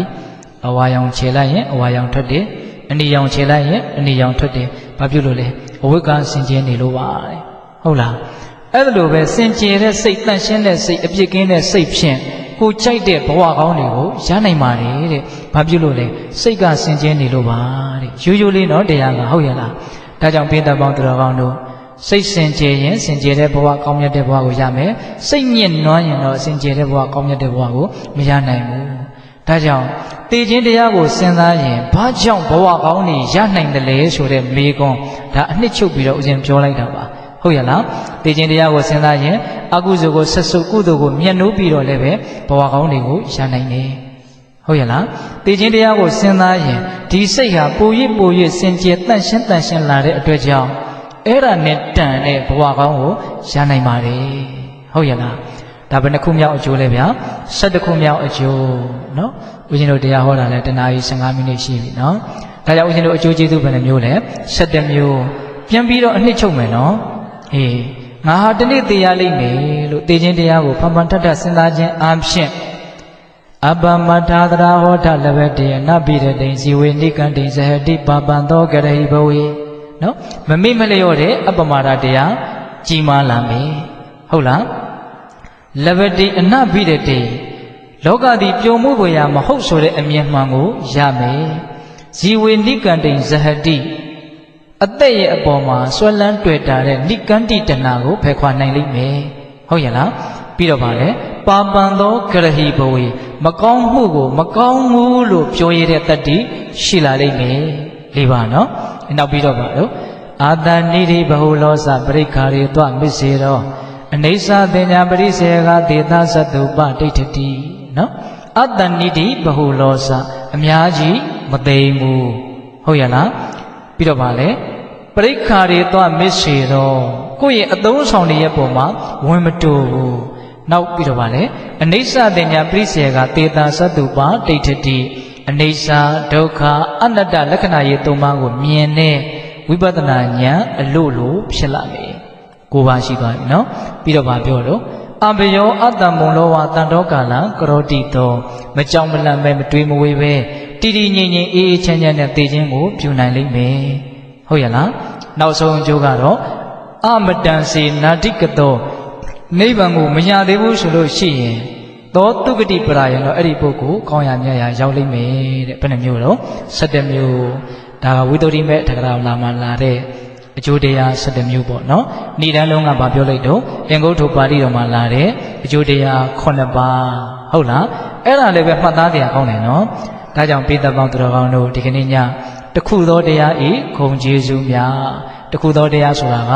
သိခြင်းတရားကိုဖန်ဖန်ထထသတိရတဲ့မရဏနုပတိကမ္မထံကိုဆိုတာပါဂုဏ်ကျေးဇူးများဆိုတာကယခုပြောခဲ့တဲ့မြတ်စွာဘုရားဟောထားတဲ့ဂုဏ်ကျေးဇူး9ပါးရဲ့ဝိသုဒ္ဓိမဲ့ထကရာမှာလာရှိတဲ့ဂုဏ်ကျေးဇူး17မျိုးရဲ့ဟုတ်ရဲ့လားဒါကြောင့်ပိဿပေါင်းသူတော်ကောင်းတို့ဒီအကျိုးကျေးဇူးတွေကိုရရှိပြီးတော့တကယ်စစ်မှန်တဲ့သူတော်ကောင်းတွေဖြစ်အောင်သိခြင်းတရားကိုဖန်ဖန်ထထစဉ်းစားဆင်ခြင်ပြီးတော့နောက်ဆုံးမဉ္ဇဉ်ဘုံညာမျက်နှိပ်ပံကိုမျက်မှောက်ပြုနိုင်ကြတဲ့သူတော်ကောင်းတွေဖြစ်ကြပါစေလို့ဦးဇင်းတို့ဆန္ဒပြုပြီးတော့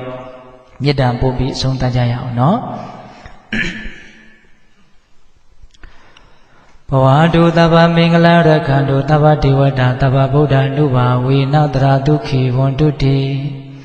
ဘဝတုသဗ္ဗမင်္ဂလာရခန္တုသဗ္ဗဒေဝတာသဗ္ဗဓမ္မာ ानु ဘာဝေနတရာဒုက္ခိဝန္တုတိဘဝတုသဗ္ဗမင်္ဂလာရခန္တုသဗ္ဗဒေဝတာသဗ္ဗသံဃာ ानु ဘာဝေနတရာဒုက္ခိဝန္တုတိတေတုမာကသင်တရားနာပိသပေါင်းသူတော်ကောင်းတို့စာတာအလုံးသောတတ္တဝါနန္ဒတို့အားသဗ္ဗမင်္ဂလာလောကီလောကုတ္တရာကောင်းဆိုသည်များမင်္ဂလာဝဝတိဘဝတို့ကောင်းစွာမသွေဖြစ်တော်မူကြပါစေတည်းသဗ္ဗဒေဝတာမိမိတို့ခန္ဓာကိုယ်မှာစောင့်ကြနေကြကုန်သောနတ်မိမိတို့အိမ်မှာစောင့်ကြနေကြကုန်သောနတ်မိမိတို့သာသနာမိမိတို့ကဘာမှာစောင့်ကြနေကြကုန်သောနတ်မြတ်နာကောင်းနာပေါင်းတို့ကလည်းပဲရက္ခဏုကောင်းစွာမသွေဆောင်လျှောက်တော်မူနိုင်ကြပါစေတည်းသဗ္ဗဗုဒ္ဓ ानु ဘာဝေနကင်းငါဝါလူသင်းစုမကပွင့်တော်မူကြတဲ့ဆွေစတော်ဒါဘာဘုရားရှင်ကိုတော်မြတ်တို့ရဲ့တကုတေသောအာနုဘောတော်တို့ကြောင့်၎င်းသဗ္ဗဓမ္မာနုဘာဝေနမဲလီရန်ဖူလီရန်နိဗ္ဗာန်ပရိယတိဆိုသောစေတတော်တရားတော်မြတ်တို့ရဲ့တကုတေသောအာနုဘောတော်တို့ကြောင့်၎င်းသဗ္ဗသံဃာနုဘာဝေနမဂ္ဂထံလေးရောက်ဖလထံလေးရောက်ဆိုသောရှေရောက်တော်ရိယသံဃာရှင်မြတ်တို့နှင့်တကွာသီလဂုဏ်သမာဓိကိုပညာကိုတို့နဲ့ပြည့်စုံတော်မူကြတဲ့သမုဒိတံဃာအရှင်ကောင်းရှင်မြတ်ပေါင်းတို့ရဲ့တကုတေသောအာနုဘောတော်တို့ကြောင့်၎င်းတရားနေရောညပါဘေခါမဆိုင်ခြင်းရှိတိုင်းဒုက္ခေကိုစိတ်နှပြချမ်းမာချမ်းသာရင်ရှိကြကုန်သည်ဘဝတို့ကောင်းစွာမသွေဖြစ်တော်မူကြပါစေတည်း